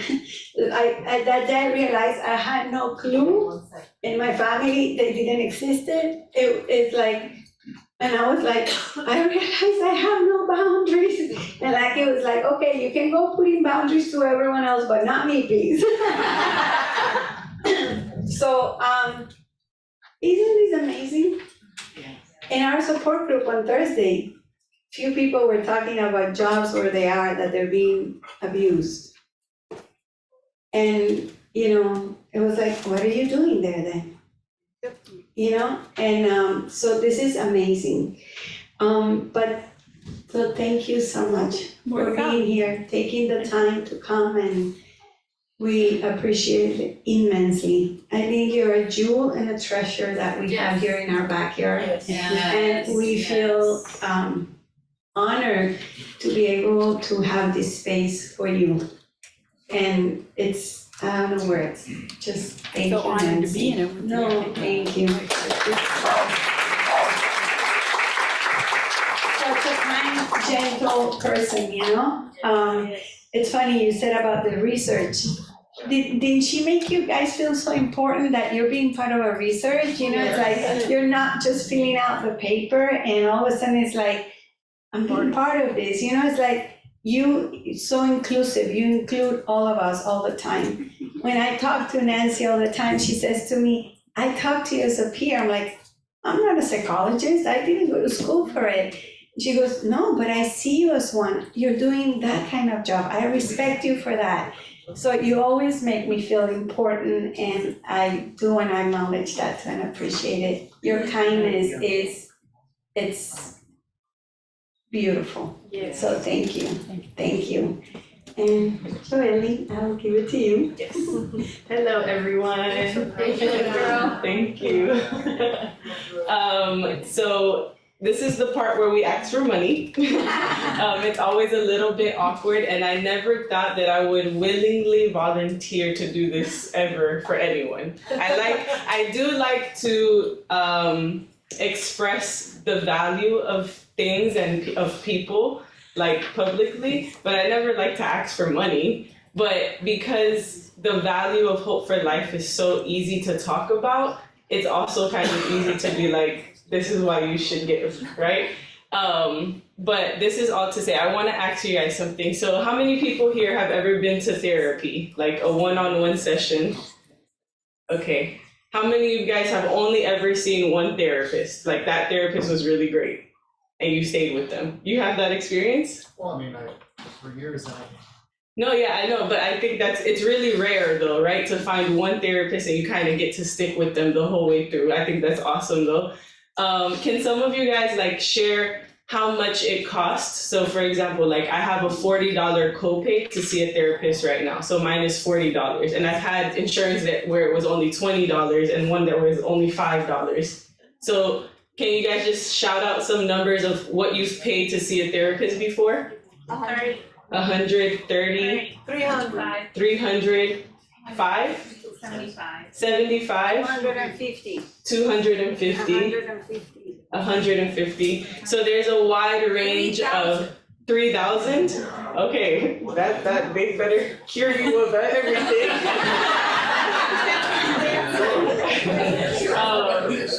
So I have seen probably like over 8 different therapists. Like I'm 27. I've seen probably over 8 different therapists, and I didn't start going to therapy until 2018. So that's what, like 5 years. And I've seen over 8 therapists. I had one that was really good, and I had to move away, so I couldn't like see her anymore. But I always tell my friends, finding a good therapist is like dating. Like you have to like date them, see if they fit you. Like you wonder, right? But I think that when I came to Hope for Life, I was like, oh, this is like, I want to marry this place. Like I'm married to Hope for Life. Like,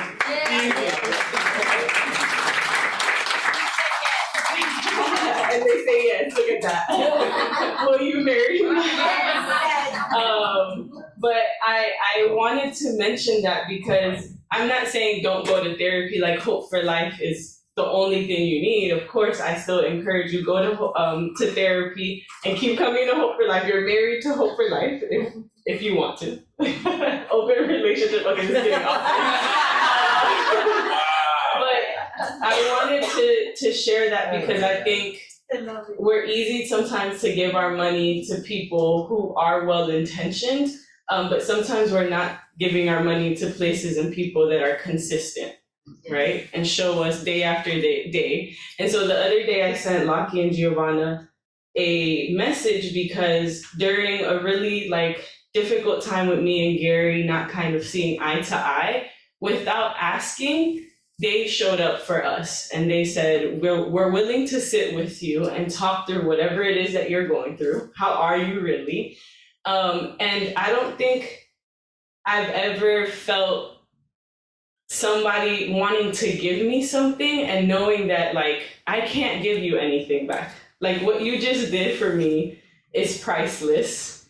I can't pay you back. And you knew that I wouldn't be able to pay you back. Lockie and Giovanna know that I don't have a lot to give them to like say thank you, and they still do it with their whole hearts, right? They still do it with everything they've got because they're not doing this for the money. We're not asking you for money because only if, this is the ultimatum, I think, only if you give money will we continue giving you quality stuff. No. That's not what they're saying when they're asking for money. My campaign is to bring empanadas back. Okay?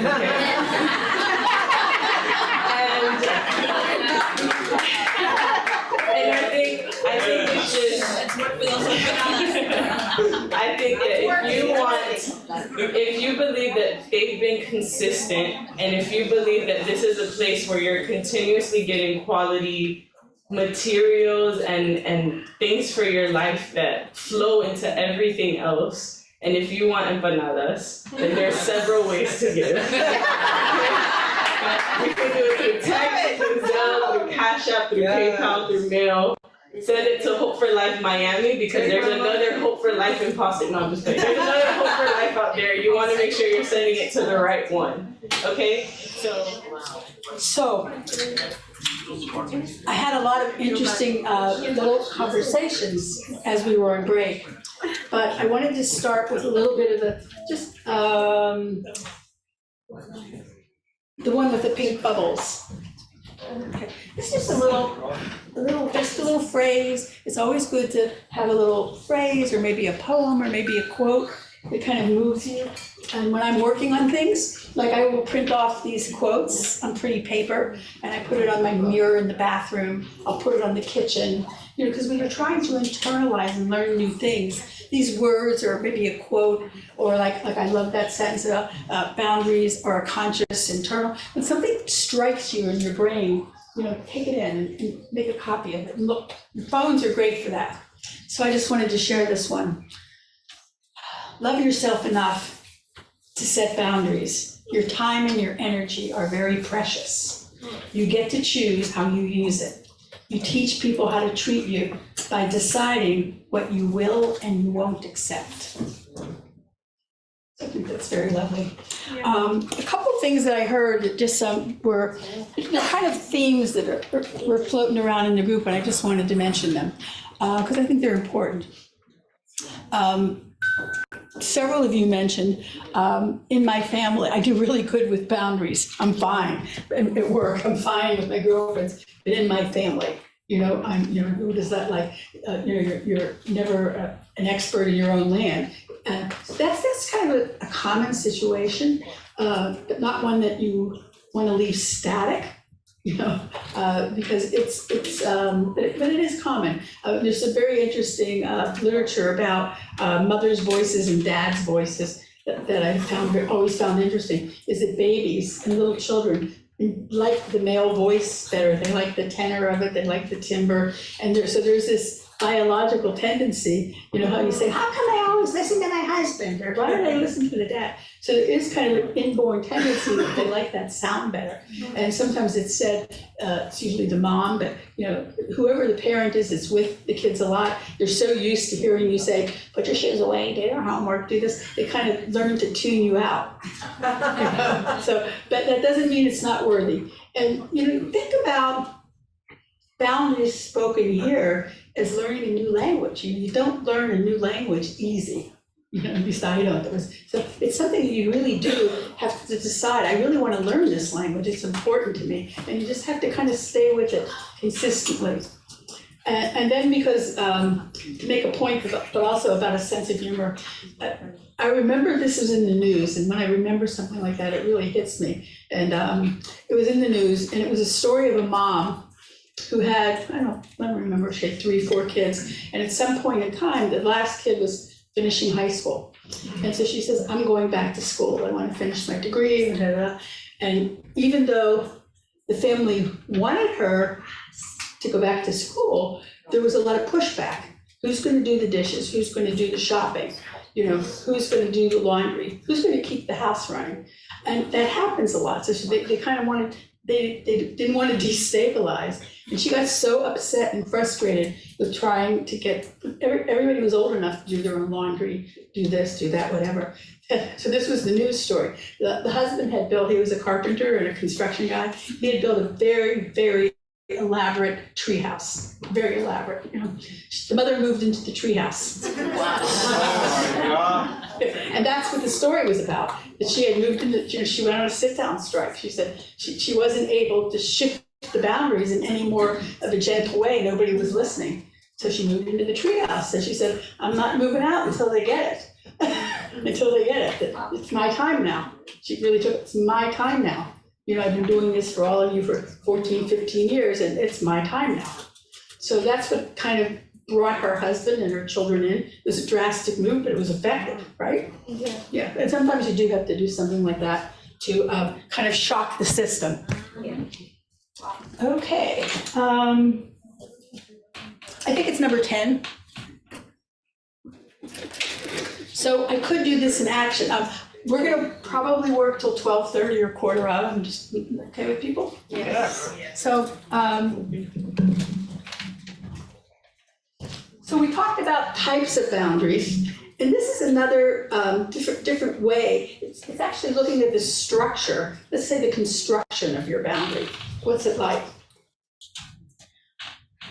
So this is a drawing of a healthy boundary. So what do you notice about this? Well, you notice that there's a consistency of the spaces. They're kind of timed. So healthy boundaries, they're consistent.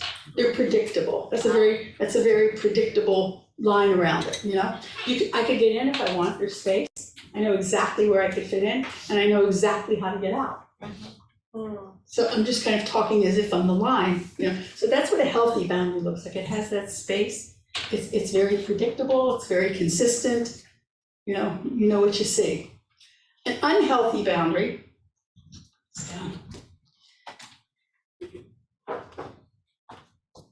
So another thing we say about healthy boundaries is they're intact. They're intact. They're connected. It's all together. It's a healthy, intact boundary, and it has space in it to come in and out. Now, we heard a lot of talk today about, I don't have any boundaries, so that's under unhealthy. I don't have any boundaries, they're non-existent, I don't know. Or sometimes it's your boundaries are kind of limited, sometimes maybe not. Or just done, limited, non-existent. This could also be, the kind of boundary where I don't have any filters. I don't have any filters. I'm kind of reactive. I don't have any moderation. If I think it, it's coming out of my mouth. And you will all recognize these are as behaviors that we work on in recovery. But there are also aspects of codependency. Yeah. One aspect of codependency is I don't do anything in moderation. I know nothing about what's that moderate middle. I'm kind of extreme. I'm here, over there, or over there. Yeah. So learning moderation in how I speak and how I act, yeah.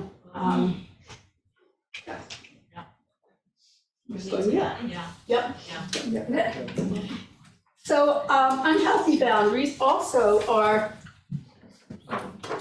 boundaries that are kind of spotty, they're loose. Sometimes you're there, you're not sure if they'll be there. Sometimes it's okay. People talk about this a lot, about an intimacy. Well, how come now it's okay that we can do this? 2 months ago, we couldn't, So, and it really makes for some havoc. It's one thing to be flexible, but to have your boundaries kind of unpredictable and loose and porous and that just doesn't work because the other person has no idea what's going on. So having consistent boundaries allows you to have kind of a healthy life that rolls along and people know what are the rules. Rules, not the punishments, what are the rules, where are the boundaries? So I am going to ask you, I didn't warn you, and I think in the interest of time we won't get up, I'm going to ask you from the audience to assess your own boundary system in a minute. Which one how do you see yourself?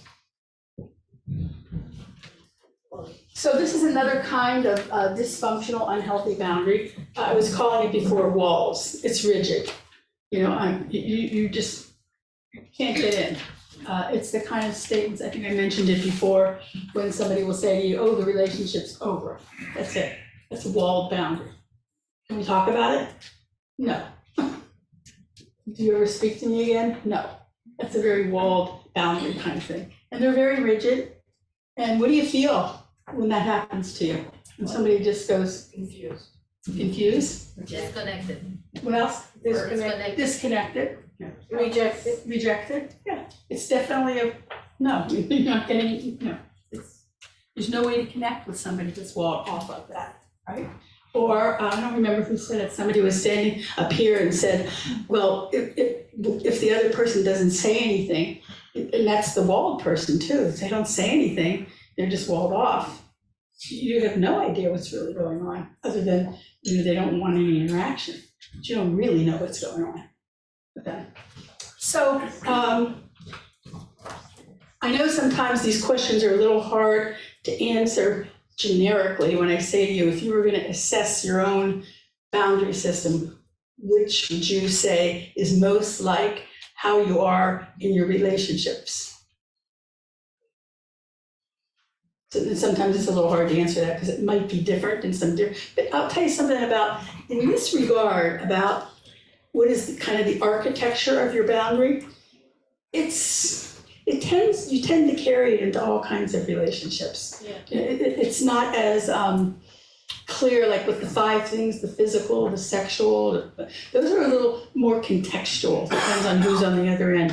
But your kind of boundary style kind of tends to be very similar across different contexts. So let me ask you, where do you what would you pick as, like I would say I have a combination of pretty healthy boundaries, but occasionally they're loose or porous. I don't hold them. I always think of who played the game, English or Spanish. The game was Red Rover, I dare. You link arms. Let Nancy come over. Yes. So I always think that as a boundary game that we used to play. So let me ask you, what do you think? How would you assess your boundary system? You can just raise your hand.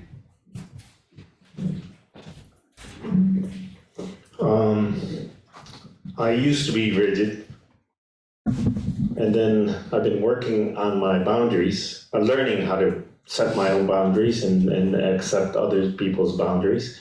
But right now, I think I'm limited or non-existent because I still have to work on my boundaries to become a healthy boundaries. So that's my assessment. Gotcha. Thanks. So you've got a little bit of both going on. Okay, gotcha. In progress. Who else? Self kind of assessment. I was, yeah. Thank you.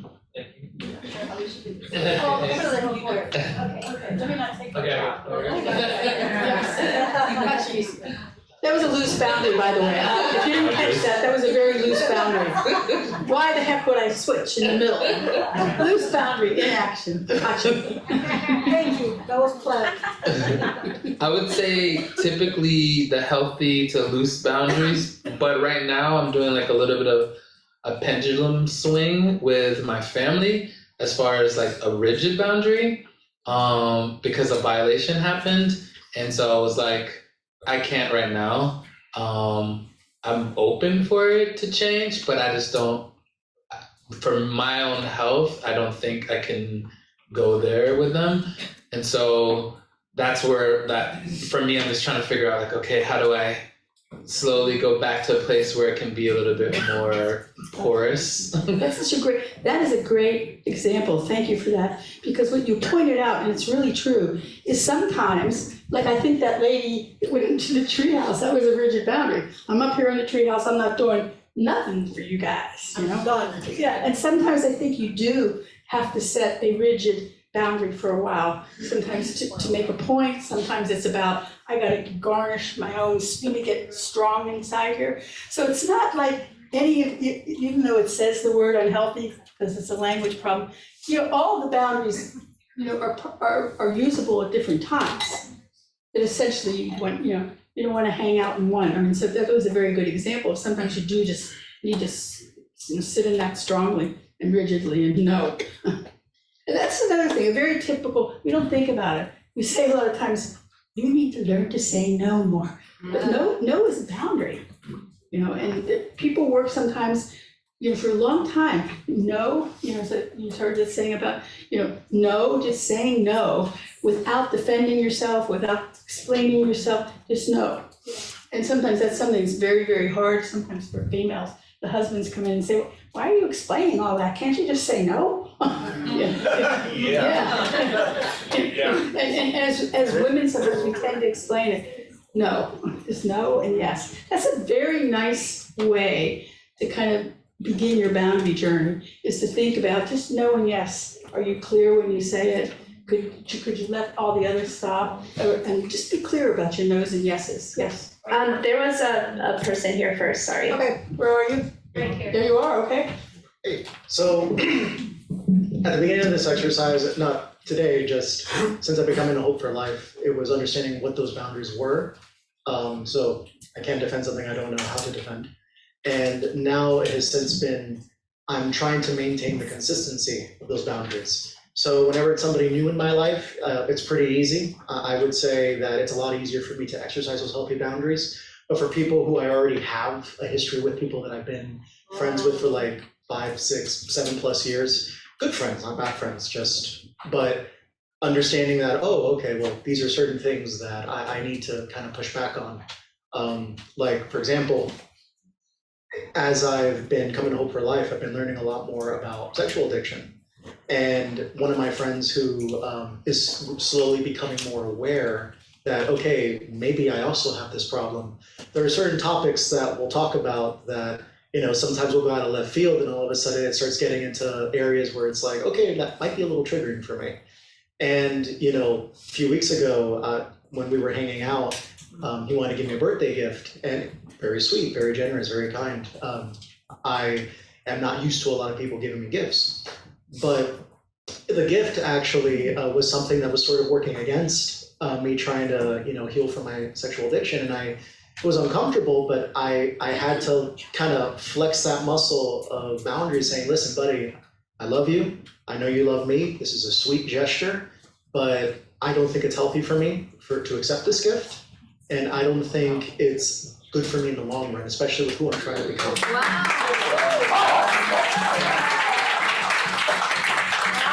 You got it. How courageous and how brave. How courageous and brave. And that's also, thank you for bringing up about triggers, like emotional triggers, because it's very tricky and difficult to handle that in a relationship or sometimes even in a group situation. I know I'm in a wonderful women's group I've been in a long time.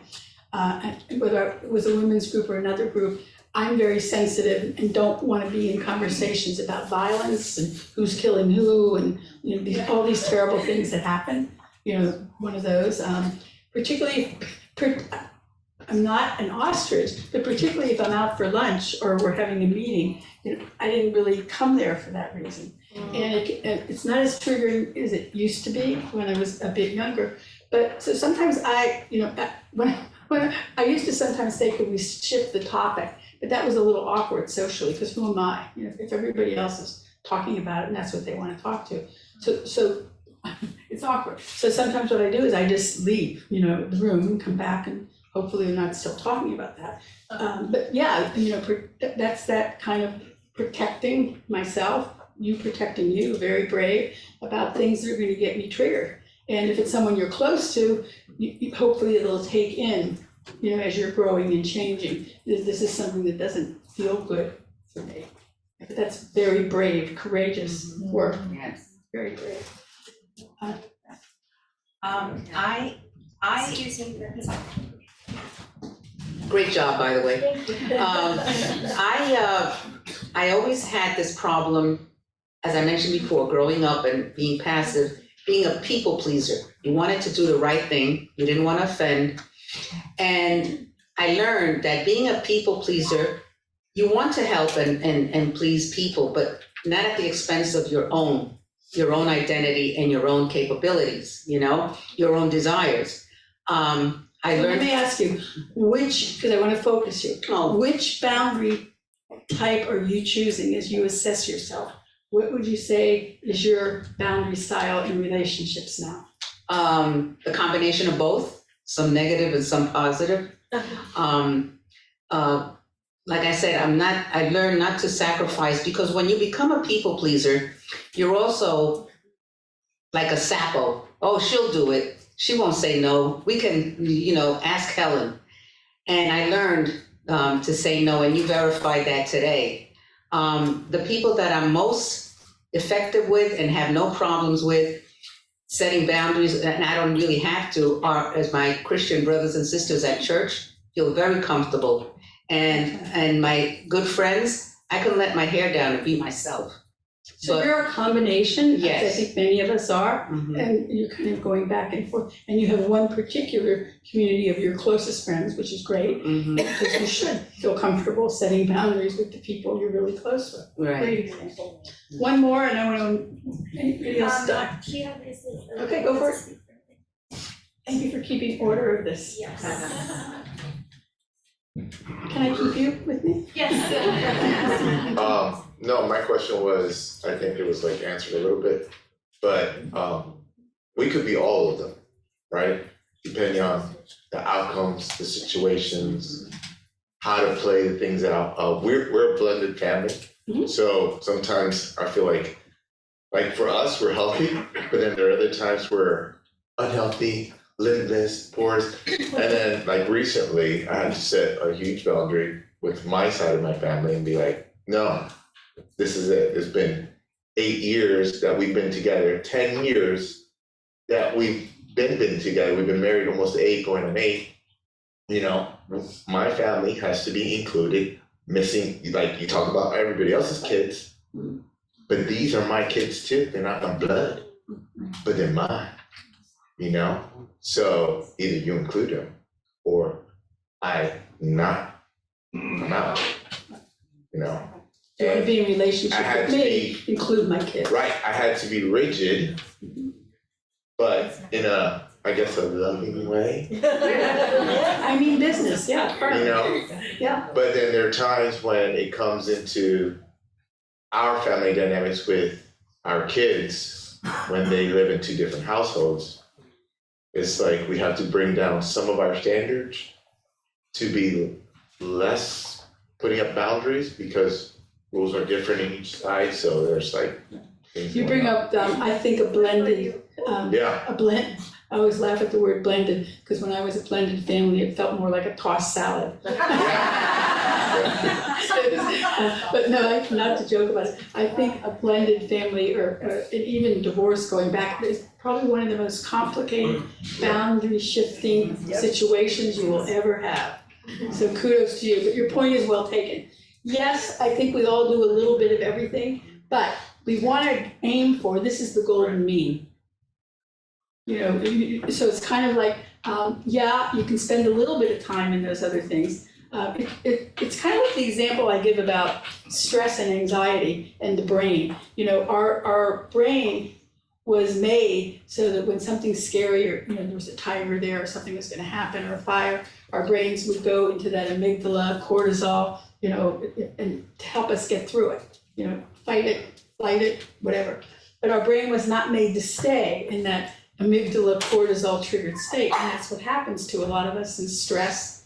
You know, our brain was made to relax, have a lot of time in between to recover, and just occasionally be in that. I think it's kind of the same way with boundaries to me. I've never said this out loud. I'm sick. Is that I think, yeah, you can spend a little time in those, but this needs to be your golden mean, and you're going back to base. Does that make some sense? Yes. Yeah. Okay. And I think the other thing too is about it's conscious. But the examples that you gave, both of your examples about being, I would say, I would put not just rigid, firm, you know, were very specific examples about a context. And you chose that role. I think that's it. It's about consciously choosing. I'm going to be very firm in that role. I'm going to be very firm. But it was conscious. And I think that's the deal, is sometimes we're not very mindful or conscious. And I think it's different when we just kind of slide all around. You decidedly each chose that. Does that make some sense? Yeah. Yep. Okay, so let's go on to, let's see. Whatever the slide, the healthy, unhealthy ones, but let's start with whichever one you have first.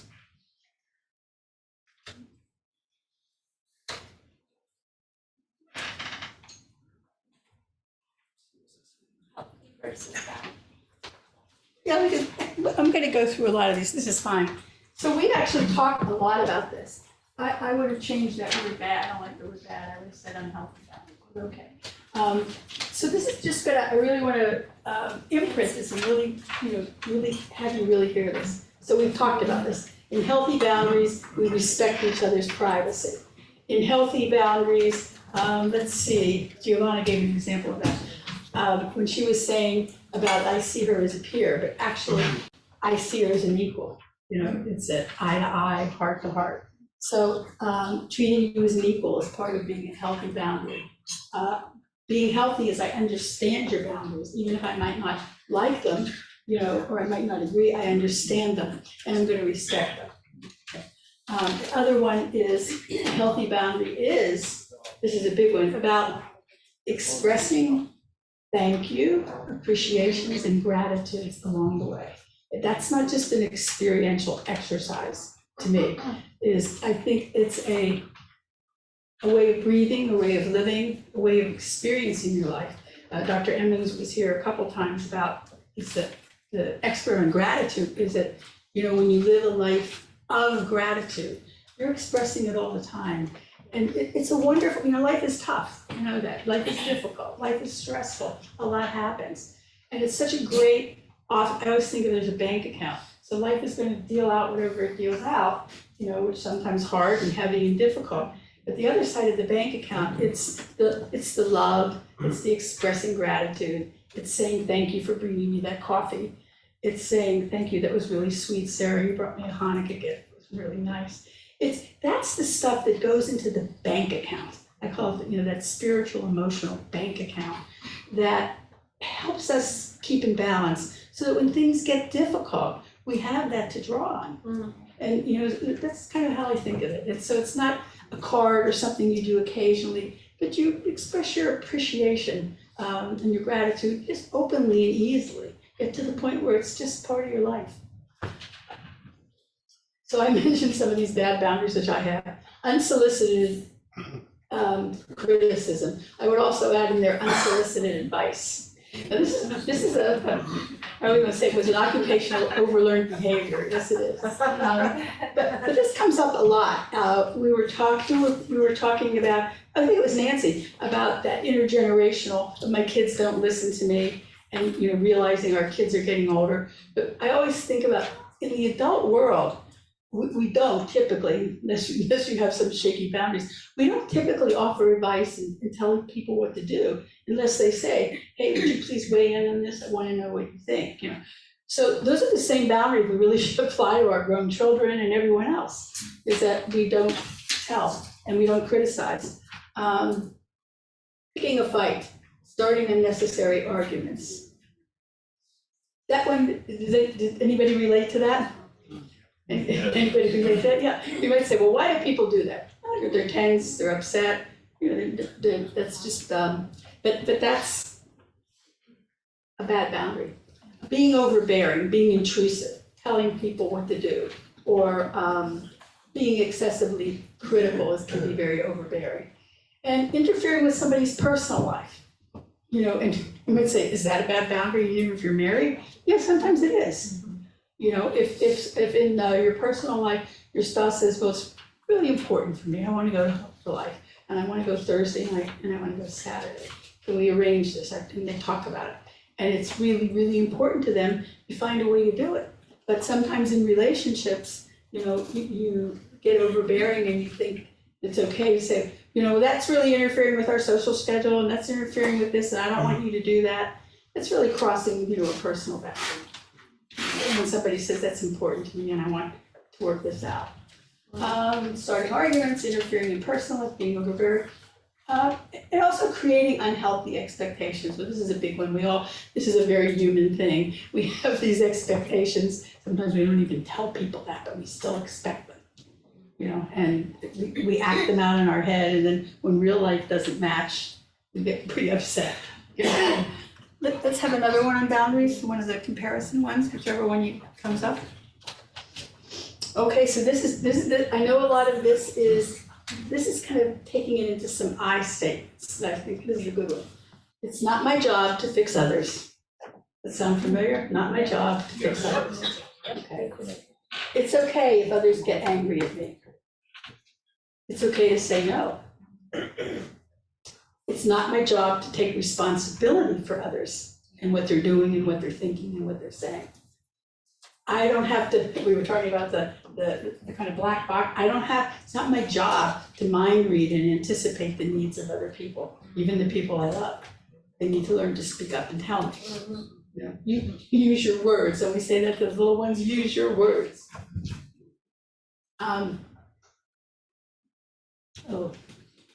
This is a big one, the happiness studies, we'll speak to this. It is my job to make me happy. I say this all the time. Happiness is an inside job. Happiness is an inside job that I do for me. I don't expect my kids, my grandchildren, my husband, my partner to make me happy. And that's kind of sometimes hard to grasp. I may get joy and happiness from other people, but my happiness is my job to make happen. I am enough. Very helpful. Does anybody know the Sinead O'Connor song, I Am Enough? Do you know it? Beautiful song. Yeah, it's healthy to know I'm enough. I don't have to be perfect. I am just a human being on this planet like the rest of you. and that I don't, permission to be human, I am enough as I am, whatever that's at. And at this particular point in time, I think this is a belief that I have. Anybody read Brene Brown? Anybody read Brene Brown? Yes. Oh, yeah. I don't remember which book, but she's a character. Don't you love Brene Brown? She's so honest and down to earth. Something happened to her in life, and somebody didn't treat her the way that she wanted to be treated. They invited her to a conference to speak, and she didn't get her own room. And long story short, so she goes to her therapist. She's always talking about her therapist, and her husband's Steve, so it's very delightful. You kind of feel like you know Brene. And so she goes to her therapist, and she's kind of ranting and raving about they didn't treat her well. They didn't treat her well. And then she gets to the end of the session, and she says to her therapist, "So what do you think? Don't you think that was awful? I didn't get my own room. I didn't get a stipend. They didn't wine and dine, nothing." And her therapist very quietly says to her, "Well, Brene, you know what? I think people are usually doing the best they can at that moment." That was not the answer for feisty Brene Brown. She said, "What? You think they're?" The wonderful thing about Brene Brown is she's what they call a grounded theory researcher. So she does her research by going out and talking to hundreds of people. So that became, I don't remember her next book. She decided she was going to interview as many people as she could to find out, do you really think people are doing the best they can? That was essentially the question. And that was the whole. So the other piece of that, she went to her husband, Steve, who's a pediatrician. She asked him the same question. Do you really think her? Or the people, obviously she had a heated side that she was taking, because she thought that was just totally BS. She wasn't buying that everybody's doing the best they can. So Steve says to her, I love Steve, he's so cool. He's Mr. Moderate, cool voice. And Steve says to her, Brene, I don't really know. I don't know the answer to that question. I don't know. He says, but you know what I do know? He says, I know if I assume they're doing the best they can, I just feel a lot better and my life works better. Wow. Isn't that a great answer? Yeah. So that's that kind of piece about, and I used to be in Brene's camp because I didn't think that, what are you talking about? Did you see how incompetent? But I'm not in that field anymore, and I'm glad to not be there. I really do believe that I'm doing the best I can, and you are too. Nobody has to agree with me. I want to highlight that about being healthy, because this comes, I would say one of the things that comes up in most people's therapy, particularly families and couples, is, for some reason, we have that idea that because we're family and I love you, you're supposed to agree with me, and you're supposed to think like me, and you're supposed to have the same opinions, and you're supposed to, and it's kind of a shock sometimes to think, wow, you think so different than me. But that's what it's all about, is when you let go of that idea. Remember what I said, my favorite definition of love or intimacy is we share our realities. And my reality is different than yours, and I see things differently. And that piece about accepting that it doesn't mean anything other than we don't see each other the same way, or we have a different opinion, that's all it means. And not having that expectation that you're gonna rubber stamp me. Yes. Yes.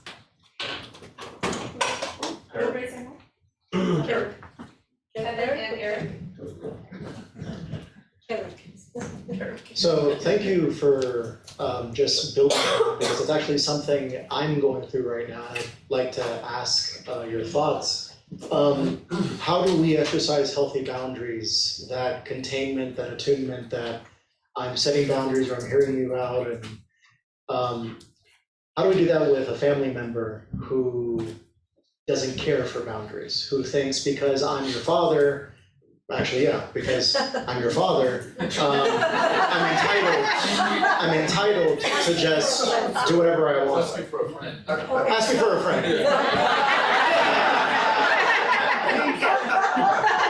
Those of you who come on Thursday know. So, if I may, we're going to do, probably be into it at 12 o'clock. I'm going to ask people to imagine somebody they want to work. I'm going to put a chair here, and I'm going to say, who's in the chair? what relationship, what situation. And may I invite you that we'll do that together? Yeah, okay, because we're gonna end with teaching you what I call kind of a boundary mantra. And while what is your name? Kevin. Kevin. Well, Kevin and I are doing it here, then we won't have time for everybody to do it. We'll demonstrate, then you can do it in a dyad or a partner you're sitting next to. So can you hold that for a second? Because it's much, rather than, you may notice that I work with you differently than most people that come in. Because I work in action, I work experientially. So I don't work just cognitively. And I think it's much better to learn that in action. Love it. Yeah, and with part two, just a little teaser, with part two, when we come together again, you're gonna have this sense of this, and the tape is available, and you've got your notes. So we're gonna do a lot more experiential dyads practice doing it, because as you saw when we did our research, that's where we're all weak, and it's all about practice, practice, practice, practice. That's really it is. So we'll do a lot more of that in the second part. We have one more, go ahead. I was just gonna say, when you talked about doing the best you can and feeling that you ought to just let people, expect that people are doing the best they can. I was thinking, just the chances of you getting them to do better by yelling at them or criticizing them are very small, unless you're a drill instructor in a boot camp. So I've learned that from personal experience. And what is profoundly both wise about that and also supported by science now is we now know, and we're going to be getting into this later on, we're going to be teaching about character strengths. Anybody's brain, it doesn't matter who you are, if you yell, what age you are, if you yell, if you scream, if you abuse, the brains shut down. I don't care who you are. Now, I will say that probably people that are trained to be pilots and in combat, they probably get a little more training. But brains shut down with criticism. They shut down when they're attacked. Nobody's brain learns well under those conditions. It just doesn't happen. Okay. Thank you. I'm so sorry I missed the beginning part of this. This is such gold, I feel, for myself and with my clients. And in terms of people doing the best they can, I am with you on that. I genuinely believe that. But in my own experience, I learned recently about this unique trait of being a narcissist. Some people might have heard the word, but I didn't believe in it. I didn't know anything about it, so I just disregarded it most of my life until a couple years ago. I was like, God, I'm in chronic health issues and da-da-da, and I learned I was in a relationship with someone who was using narcissism to get their needs met through me because I didn't have boundaries. And so it took a lot of unpacking, and I finally woke up to it as I was healing my boundaries, and I pulled away and very rigidly, and I had to, right? Pendulum swing, had to be intense just to get myself in survival mode. And then I realized I don't know that a narcissist person, I don't like to label narcissist, but someone who has discovered that narcissistic behaviors help get their needs met. They sniffed out a way to be with me that was feeding an unmet need in myself from childhood. And so it was me needing to come back, put hard boundaries with myself such that I was no longer engaging with people who I could tell weren't nourishing me. So I've had to be really rigid and kind of come back, and I'm learning that, yeah, I feel like this is such a part of how we engage. We don't know that we're leaky pipes with our boundaries, and then therefore reinforcing the traits that are labeled narcissistic. And I don't know that those people are doing it on purpose. I think they may be using their own survival skills from childhood to get their needs met. It's just a matter of us needing to no longer go into victim story and you're a narcissist and I'm the victim, but rather be like, okay, how did I contribute to this with my own lack of self-love? And it's been such a revolution, and so I'm so happy you're doing this. Thank you so much. The notes, it looks like everyone here has notes. Well, guess what? Everything is taped, so you go out. Perfect. Yeah, you can see it, yeah. So, I just want to make a couple comments and then we're going to move on about that. A very common pairing, I don't want to get into diagnoses, because you can say sometimes, oh, somebody has some narcissistic features, but they're not the personality disorder. If it's psychiatric personality disorder, it ain't so much by choice, it's how they're made, kind of. But that pairing between somebody that has narcissistic features or qualities and is codependent and doesn't have boundaries is so common. Can you see why? It's the perfect peanut butter and jelly unhealthy sandwich. Because if you don't have any boundaries and the narcissist has a lot of needs, and narcissists live in the land of me, it's all about me, and you have no boundaries and you're kind of collapsed and codependent, you're the perfect partner for me, right? Yeah, and it's interesting how you will often see that. Nancy, excuse me, can you use the Yes, microphone? thank you. That's a very common pairing. And, you also said something that I heard differently today. I love being live with you. It's interesting how often we say, I don't love myself. And I'd like to suggest that it isn't always we don't love ourselves. We don't know how to set boundaries. That's the behavioral part. That setting boundaries is a skill. Nobody's born with it. So I'm not so sure always that we don't love ourselves. I think it also goes hand in hand with we don't have the skill set. We don't know how to do it. How about we don't recognize it? We don't recognize. Yes, a lot of times, by the way, it's, we don't recognize, and there's some narcissists that are very overt and you can see them. There's also covert narcissists, and that happens, yes.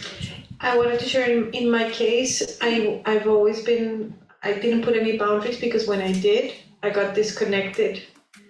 And so I became very fearful of people disconnecting from me.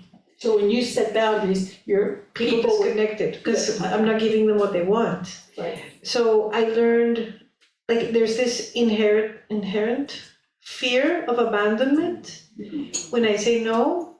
Even so, I might even say yes, but if I feel in my body, I'm like, oh, that was a boundary I didn't set.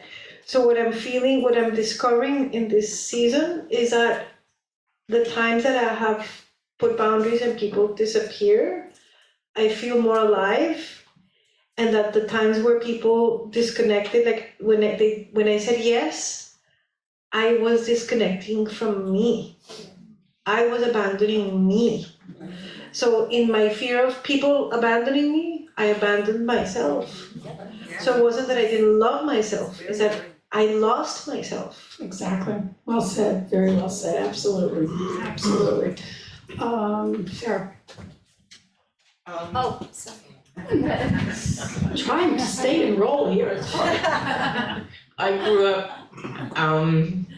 pretty much the victim of abusive parents, and I have pretty severe PTSD. And I can never forgive them for the abuse. And they've been dead 30 years, and the memories come up, and I'm gonna be moving, so I've been going through papers and getting rid of things, and I realized that my parents' lives were very difficult. And when I could accept that they did the best that they could do, it wasn't a good way to grow up, but they did the best that they could do. It's allowing for forgiveness, which is life altering. Wow. Many people can relate to that.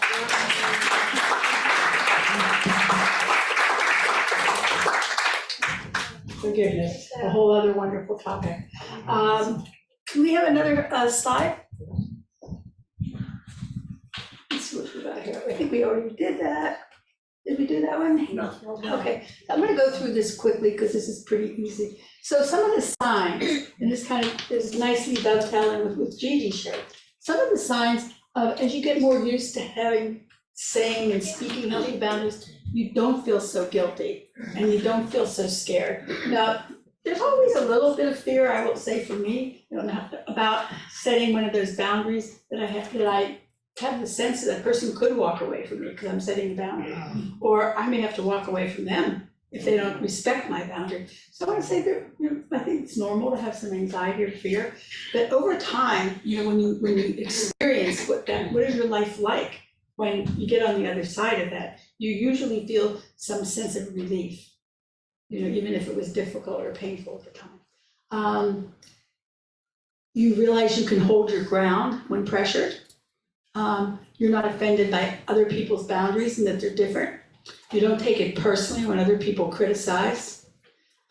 You take responsibility for your own triggers. You respect other boundaries and you value your own rights and your own feelings, and you don't need others to agree with you. And what you're hearing a lot, if you get a little bit underneath this, it's a real basic respect, and that I realize you're not me and I'm not you. Can you hear so much of it is about really honoring and respecting that we're different people. And sometimes that sounds so simple, but a lot of times we don't really realize it. We think that you think like me and you should. So you can hear there's a lot of really getting it that we're separate. We're separate people. Yes. I just wanted to add to that because a perfect example in my life was my daughter moved and then wanted to come back and rent one of my units. So in renting one of my units, it connects to my home, and she wanted the privilege of washing and drying, which would mean that she has access to my personal space. And so I feel like my boundaries are like on training wheels. And so I said to her, you can move in, we agreed on a price, but no laundry, no access. I would like my own independent, kind of like that lady that went to the treehouse. And so she insisted, and so then I said no, she insisted again, and then she called me a bad mother. She said that I was horrible and that what kind of mother does that? You don't even act like a mother. And so, all those things kind of fell into like, feeling that guilt, feeling pressured. And I said, okay, yes, you can. And so it turns out that, she did go on and she, would use the laundry in the washer, and then she didn't know how to use it. So she was doing things that I didn't like, which was breaking another boundary. And we got into a horrible argument. There was a lot of offenses exchanged. And so I think that in being on training wheels, sometimes you fall into that, what was it, the strict, the rigid. Rigid collapse. So the loose and porous kind of like collapsed, and now it became like a rigid boundary where it's like, you are a hurtful person to me despite being my daughter. So I've had to fall into that, but all of those unhealthy boundaries. Did you go back and reconstruct that boundary with her? Did you change it? Well, we've had sessions about the washer and the dryer. Well, what resulted from that was a hardcore, rigid no. So that's what I mean by repair, or you go back and redo it. It doesn't matter if something else happens, you can always go back. That is such a good example. And as I was reading these, you can see that's all of our growing space. That's where this is what we aspire to. And it's really good. I was thinking about Nancy. Where are you, Nancy? Nancy. Is Nancy still here in the house? Oh, that Nancy, yes, the other Nancy. I was thinking as I was reading these, that this is kind of what is some of the nutrients and vitamins in the go juice that you gotta internalize and grow into to get that power back in the family. So this to me is what we aspire to. That's our working edge. That's what we're working on.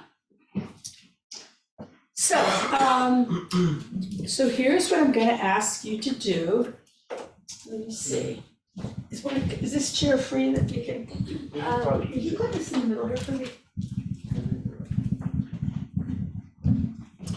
So, in this chair might be a person. It might be a situation that happened, and this is a situation where there might have been a boundary violation, or it might be a situation where you're struggling with a father or someone you want to set boundaries with. So it can be anything that you want. And you're going to kind of pick what you want in your mind, and if you'd like to write or take notes or something about it. So I'm gonna give you a second or two. Raise your hand if you're already, this is a situation where either your boundaries got tramped on or whatever, or maybe it's a situation where you had your training wheels on, or you didn't know what to do and say boundaries, and we get to redo it here. So I wanna know, who or what are you thinking of? And I'm just gonna ask a few of you to share, tell me your name again? Like Kevin said, it's with my father and having to set boundaries with someone that believes that they're in charge of everything, right? Yeah, so I'm gonna ask a few people, okay? With my son. With your son? Are we just shouting out or, because you wanna run I think around? that's better than running to Okay, each good. person. She's tired. Just say it really loud, please. Okay, so use your loud grown-up voice. Okay, so this is with your son, and is it a 35-year-old son, and is this about you setting boundaries, or they invaded yours? Totally invading, non-respect to it all, and I don't know how to set. Okay. I'm afraid. Okay, so a son, and these are, when you, whoever asked about boundary violations, everything that you mentioned is a boundary violation. He doesn't respect what you say, he doesn't respect what you ask. Right, okay. Change of plans, because for Zoom and the translation people, we need the mic, so. I'm flexible. Who wants to share? I also have a big issue with, well, boundaries in general, no? But with my oldest daughter, she's here from Naples. She moved to Naples, so she's spending the weekend with us.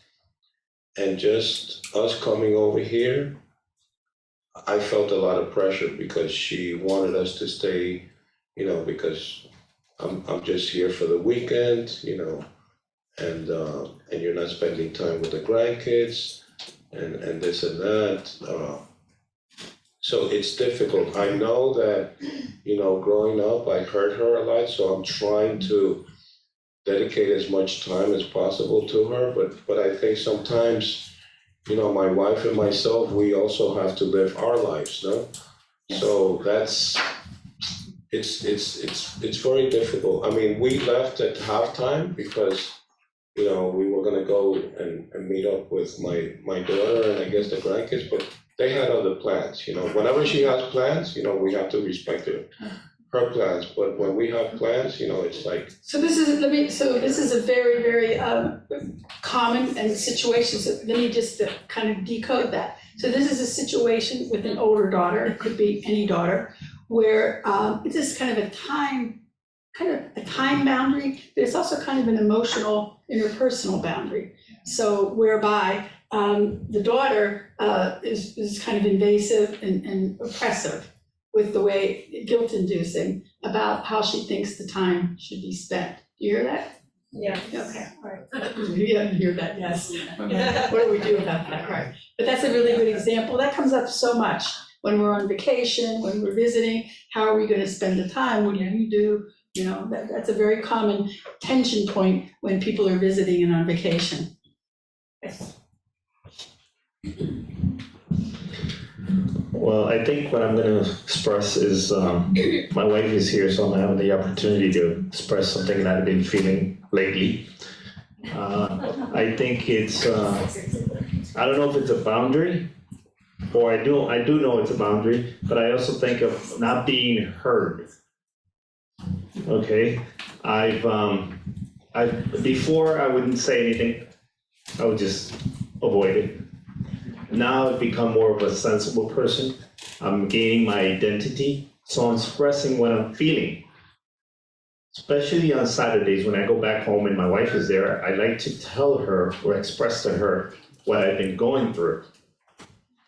And before I finish what I'm trying to express, she will go right into giving me an explanation, or how I feel, or how I should feel. And it's very tough, because before I would just keep it to myself. But now that I'm beginning to gain my identity, this is what and I asked her before I share this, because I don't want to expose her. And she said, cool, just make believe you're not here. I'm not here. I'm glad you said that, because this is probably one of the most courageous and risky thing to do, to be talking and confronting a situation that's live in the room. Your spouse is right here, so God bless you. And I'm watching. You're here some more. Just leave me one. Yep. I need one. And it's in the. It's also in your packet.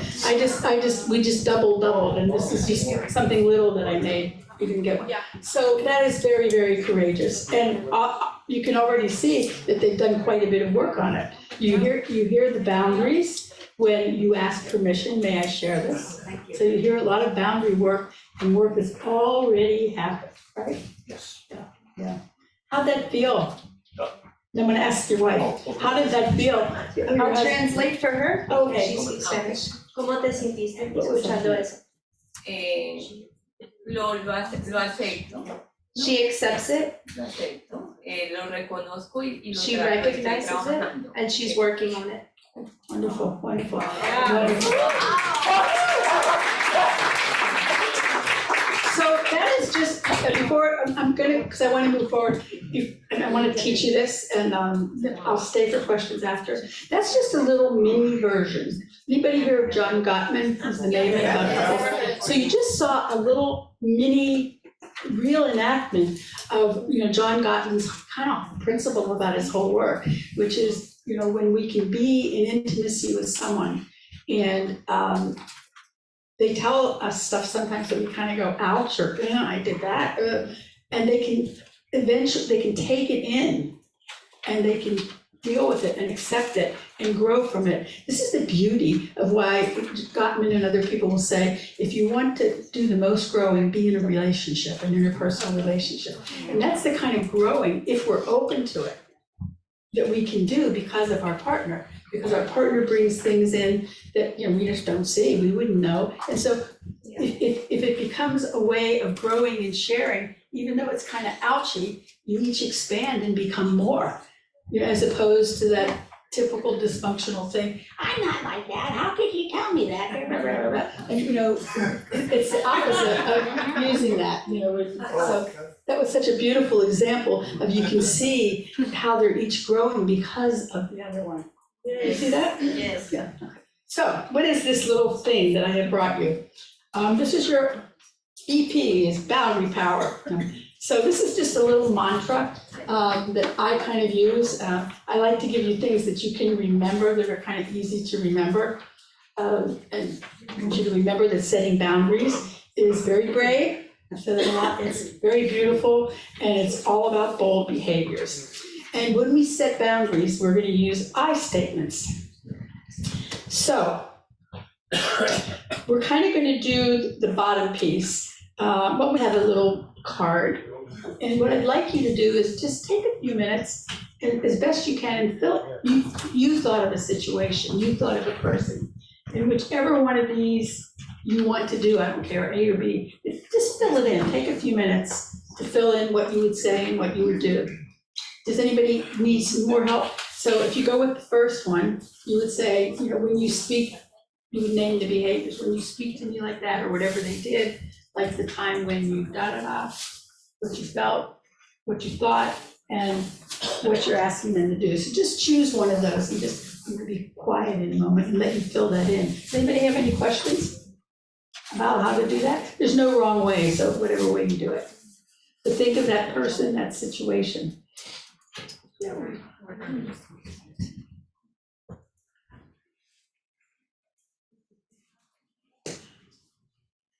For those of you that, if you choose not to do it right now, that's fine. So I wanted to ask a little bit about, what was that like for you to watch Kevin do that? Sharing, this is sharing.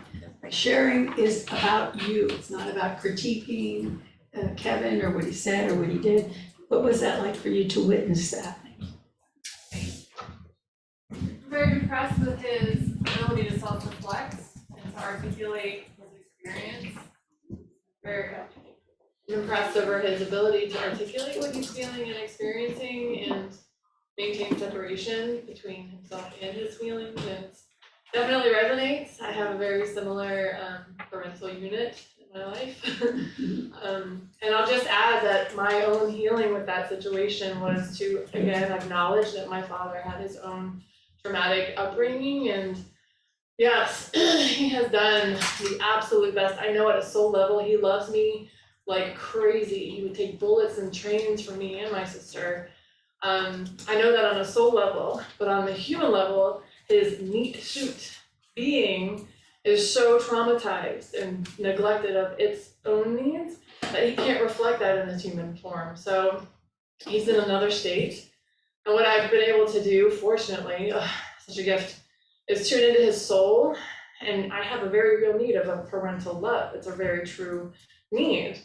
And so I tune into his soul and I just feel the love flooding to me, and I'm able to reverse it back, and we just circulate this love energy between us that I feel my cup filling. So when I see his wounded human, I'm not projecting my needs and unmet desires off of something that can't give it. And I think energetically he can feel that he's no longer failing me, which was only making him show up as a worse father. So I show up in a way that doesn't need anything from him because I'm receiving it from his soul directly. So what, loud and clear, one of your strengths is your spirituality, because you're really, really relying on your spiritual energy and your spiritual beliefs to do the healing at a soul level. That's a real strength that you have. It took a lot of time to Takes build that tremendous, muscle. yeah. And a lot of money. Yeah, and I like what you said, Kevin, where you are, that was, Kevin, was very fluid in how, for practicing something new and very spontaneous. And yeah, I was thinking when you made that comment that, Kevin, you're very articulate and you can access yourself, which is kind of the polar opposite of Dad, what he's able to do. So it's, very different people. So, anybody else share what that was like for you to witness that? Good. Kevin, wherever you're at, I am very happy because I see how much you have grown. I saw you when you first came here, and you're totally a different person. Being there, being able to speak to your dad and express your feelings was something that I'm amazed. Is Kevin in the room? He's outside, but he's. Okay, I know you're out there. I was gonna say, somebody remember to share this back with Kevin. And by seeing you today out in the lobby with your son, it just touched my heart, because I see that there has been a change in your life and you're expressing it to your son. So you're making a difference in your life and in his life. Really, Kevin, you've shown me so much, and I love you, but most important, God loves you. Thank you.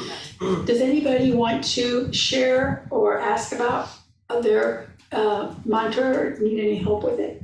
Nancy? One of my sons, my adult sons, has a very similar situation with his father, and the challenge I have is a safety boundary because, and it's fresh, it's a little raw, but verbally assaulted, which to me is a safety boundary. So now I'm setting up boundaries, but I'm living with that person. So silent treatment is not, that's. So you're setting a boundary with your husband about adult son. Who's suffered situations from his father. So, but I can't, I try to be compassionate, but in doing so, it's letting myself be, abused. Gotcha, so you gotta set a boundary with him, gotcha. So how do you set the boundary when you live with that person without, it's hard because, you're hurt. How old is this son? 32. 32, yeah. And he has challenges, so I try to give him a little break, but I can't. I only do so much. Well, one of the things that's a very complicated, so there's not a quick answer, but one of the reasons, this was the situation with Kevin and his dad, as portrayed here. Dad's not gonna listen. That in this enactment, how it is. And what was good about that is that I don't want to make it seem like magic. You don't always have this perfect person on the other end that listens. That's very real. That's very real. And when people choose or can't take it in or they can't respond and change, you just have to keep putting the fence up. And not, that's why I like good fences make good neighbors. So it's not that you're gonna expect the other, but you keep putting the fence up. That's not acceptable.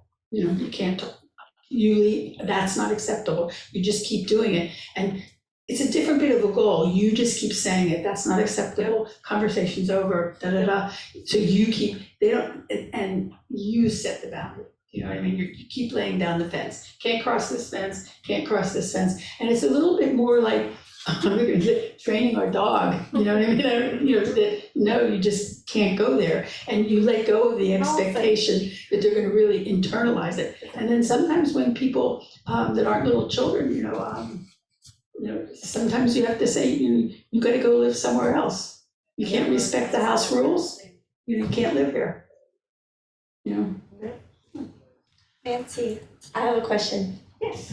Could you speak a little bit into how we could set compassionate yet challenging boundaries with ourselves, in the sense that I feel the person I struggle to set boundaries with the most is me, particularly my own mind.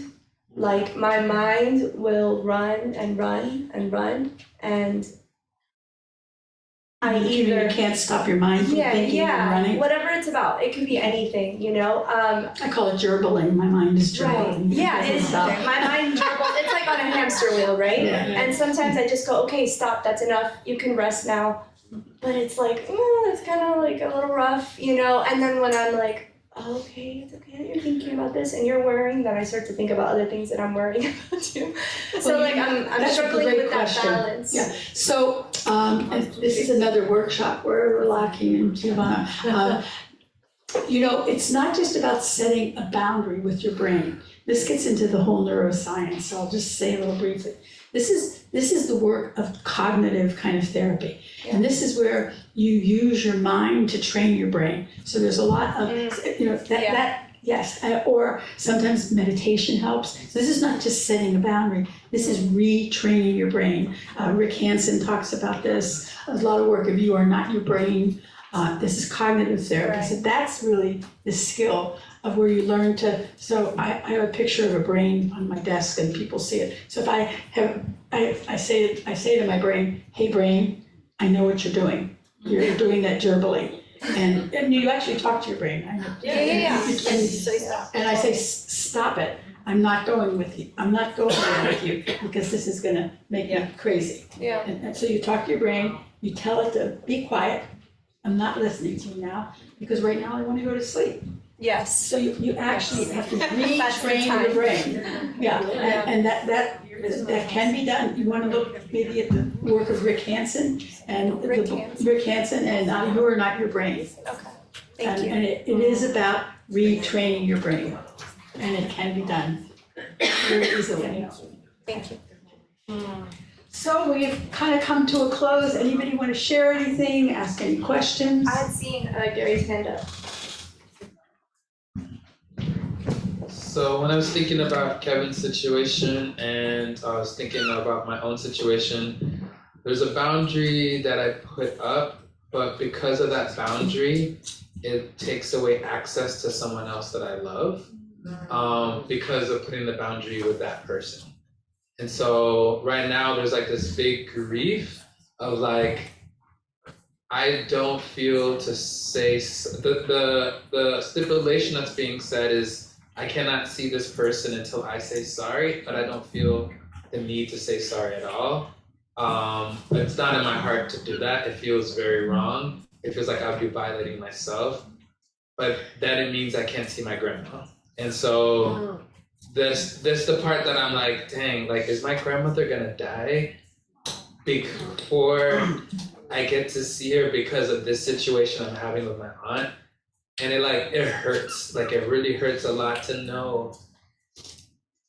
I was just trying to express myself, and in my expressing myself, I got more taken away from just holding the boundary.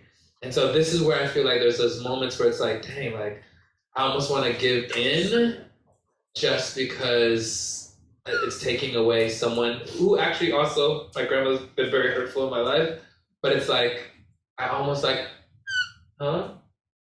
But I'm just like, I don't want the ending to end like this where I don't get to see her because of the situation.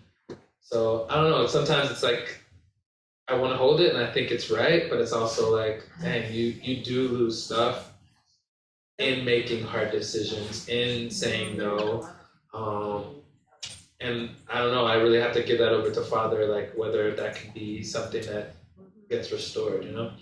Thank you for sharing that process out loud with us, and get no easy answer. But as I was listening to you kind of move through it and, you know, move around all sides of it too, is that's that part about, you know, we need to re-examine our boundaries, you know, and sometimes when we're sitting there going, God, this is really bittersweet, I don't know, maybe my grandma's gonna die, and, you know, do I really want it to end like this? That's kind of that very important re-examination, you know, of your boundaries. And it's interesting because you're also bringing in the boundary of life and death, you know, you're kind of saying, you know, and that's something I often think about myself. I say, if I lay my head down on the pillow tonight and I'm not here any longer, can I live with this? Is it okay with me? You know, and that's kind of, I think, one of those decisions where you have to kind of re-examine and say, is it worth it to me to hold that back? In other words, how do I want to show up? How do I want to be in this very complicated relationship? And I have some time to rethink it through. And then sometimes, even though we've got hurt or stung by whatever was done, sometimes, you know, it's that thing about, oh, do I have to be the bigger person again? You know, again. But, you know, even though sometimes it's really painful and hard to get there and I have to give up my integrity, or I don't like what you said, I don't like what you did, you know, I just know that searching is very important, because again, it's also a boundary with yourself, you know. So I don't have your answer, but I really support that digging and that having to go back and forth and balance those things. So sometimes in the name of love, in the name of life ends, and in the name of I want to be at peace with me, is sometimes a very important way I make that decision, you know.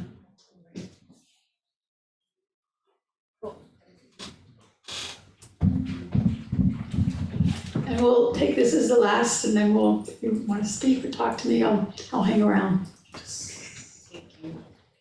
So in listening to Gary, I think it goes back to what I was saying, where it's like, oh, this sounds like an ultimatum instead of a boundary. Like, if you don't say sorry to me, then you can't see your grandma, kind of. But I'm wondering if, like, we can also say, well, when you set boundaries like that, it makes me feel, and this is what I would like. And so, like, it feels like you're setting a boundary on the way that somebody sets boundaries with you. But it just, like, came to me because I wish as a child I could have been like, Mom or Dad, when you discipline me in this way, it makes me feel like this. And, like, I know you're trying your best, but this is how I would like to be disciplined instead, right? I know as a child we can't do that, but now as adults, like, Yeah, we're not children anymore. Yeah, as an adult, like, I think even in hearing what you were sharing, Gary, like, I think it's okay for us to say how we want. Absolutely. Like, you know? Absolutely, you're right on. That is the work. Yeah. That is the work of being alive and being in human relationships, that you absolutely can go back and renegotiate it. Say that doesn't feel very good. You know, I'm about myself. Somebody walled off and ended something with me. It feels horrible. You know, just no talking, no talking. I'm going to go back shortly as I calm down and see you say that the way we ended felt really horrible. You know, can't we just get together and have a good goodbye? Can't we end as two loving human beings who are together? You know, that's the work, is can you have the courage and the vulnerability and the humility? Because that's what that requires, a lot of humility and a lot of vulnerability, which we don't have as a kid. That is exactly, you named it beautifully, the work of us messy business of being human. Yeah, thank you. And Dr. Nancy, I don't think boundaries are punishment. And that sounds like punishment. That doesn't sound like a boundary to me. Well, if your, the earlier comment is that's what you're working on. She said earlier in our seminar that that's how it was delivered and that's how it was in her family. And so that's your work in progress. And how can you see boundaries as safety nets, as clarity? That's what she's working on. I was always punished, it was not a boundary. Yeah, and I can see, because 2 or 3 people have commented today, how when you're punished or hit or whatever, boundaries, of course, they're gonna feel like punishment, and it doesn't always incline you to want to do them. But it is about, as so often here at Hope for Life and recovery and therapy, it's about seeing that same situation, not with your child eyes, but with your adult eyes. It's going back and seeing that, yes, they were being punishing, but that's not what we mean by a boundary. That's unhealthy stuff. So good. Thank you very much for a wonderful day.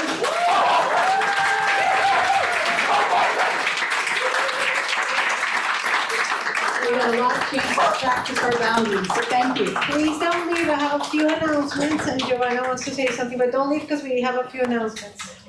Thank you so much, Dr. Nancy. Can we give her another round?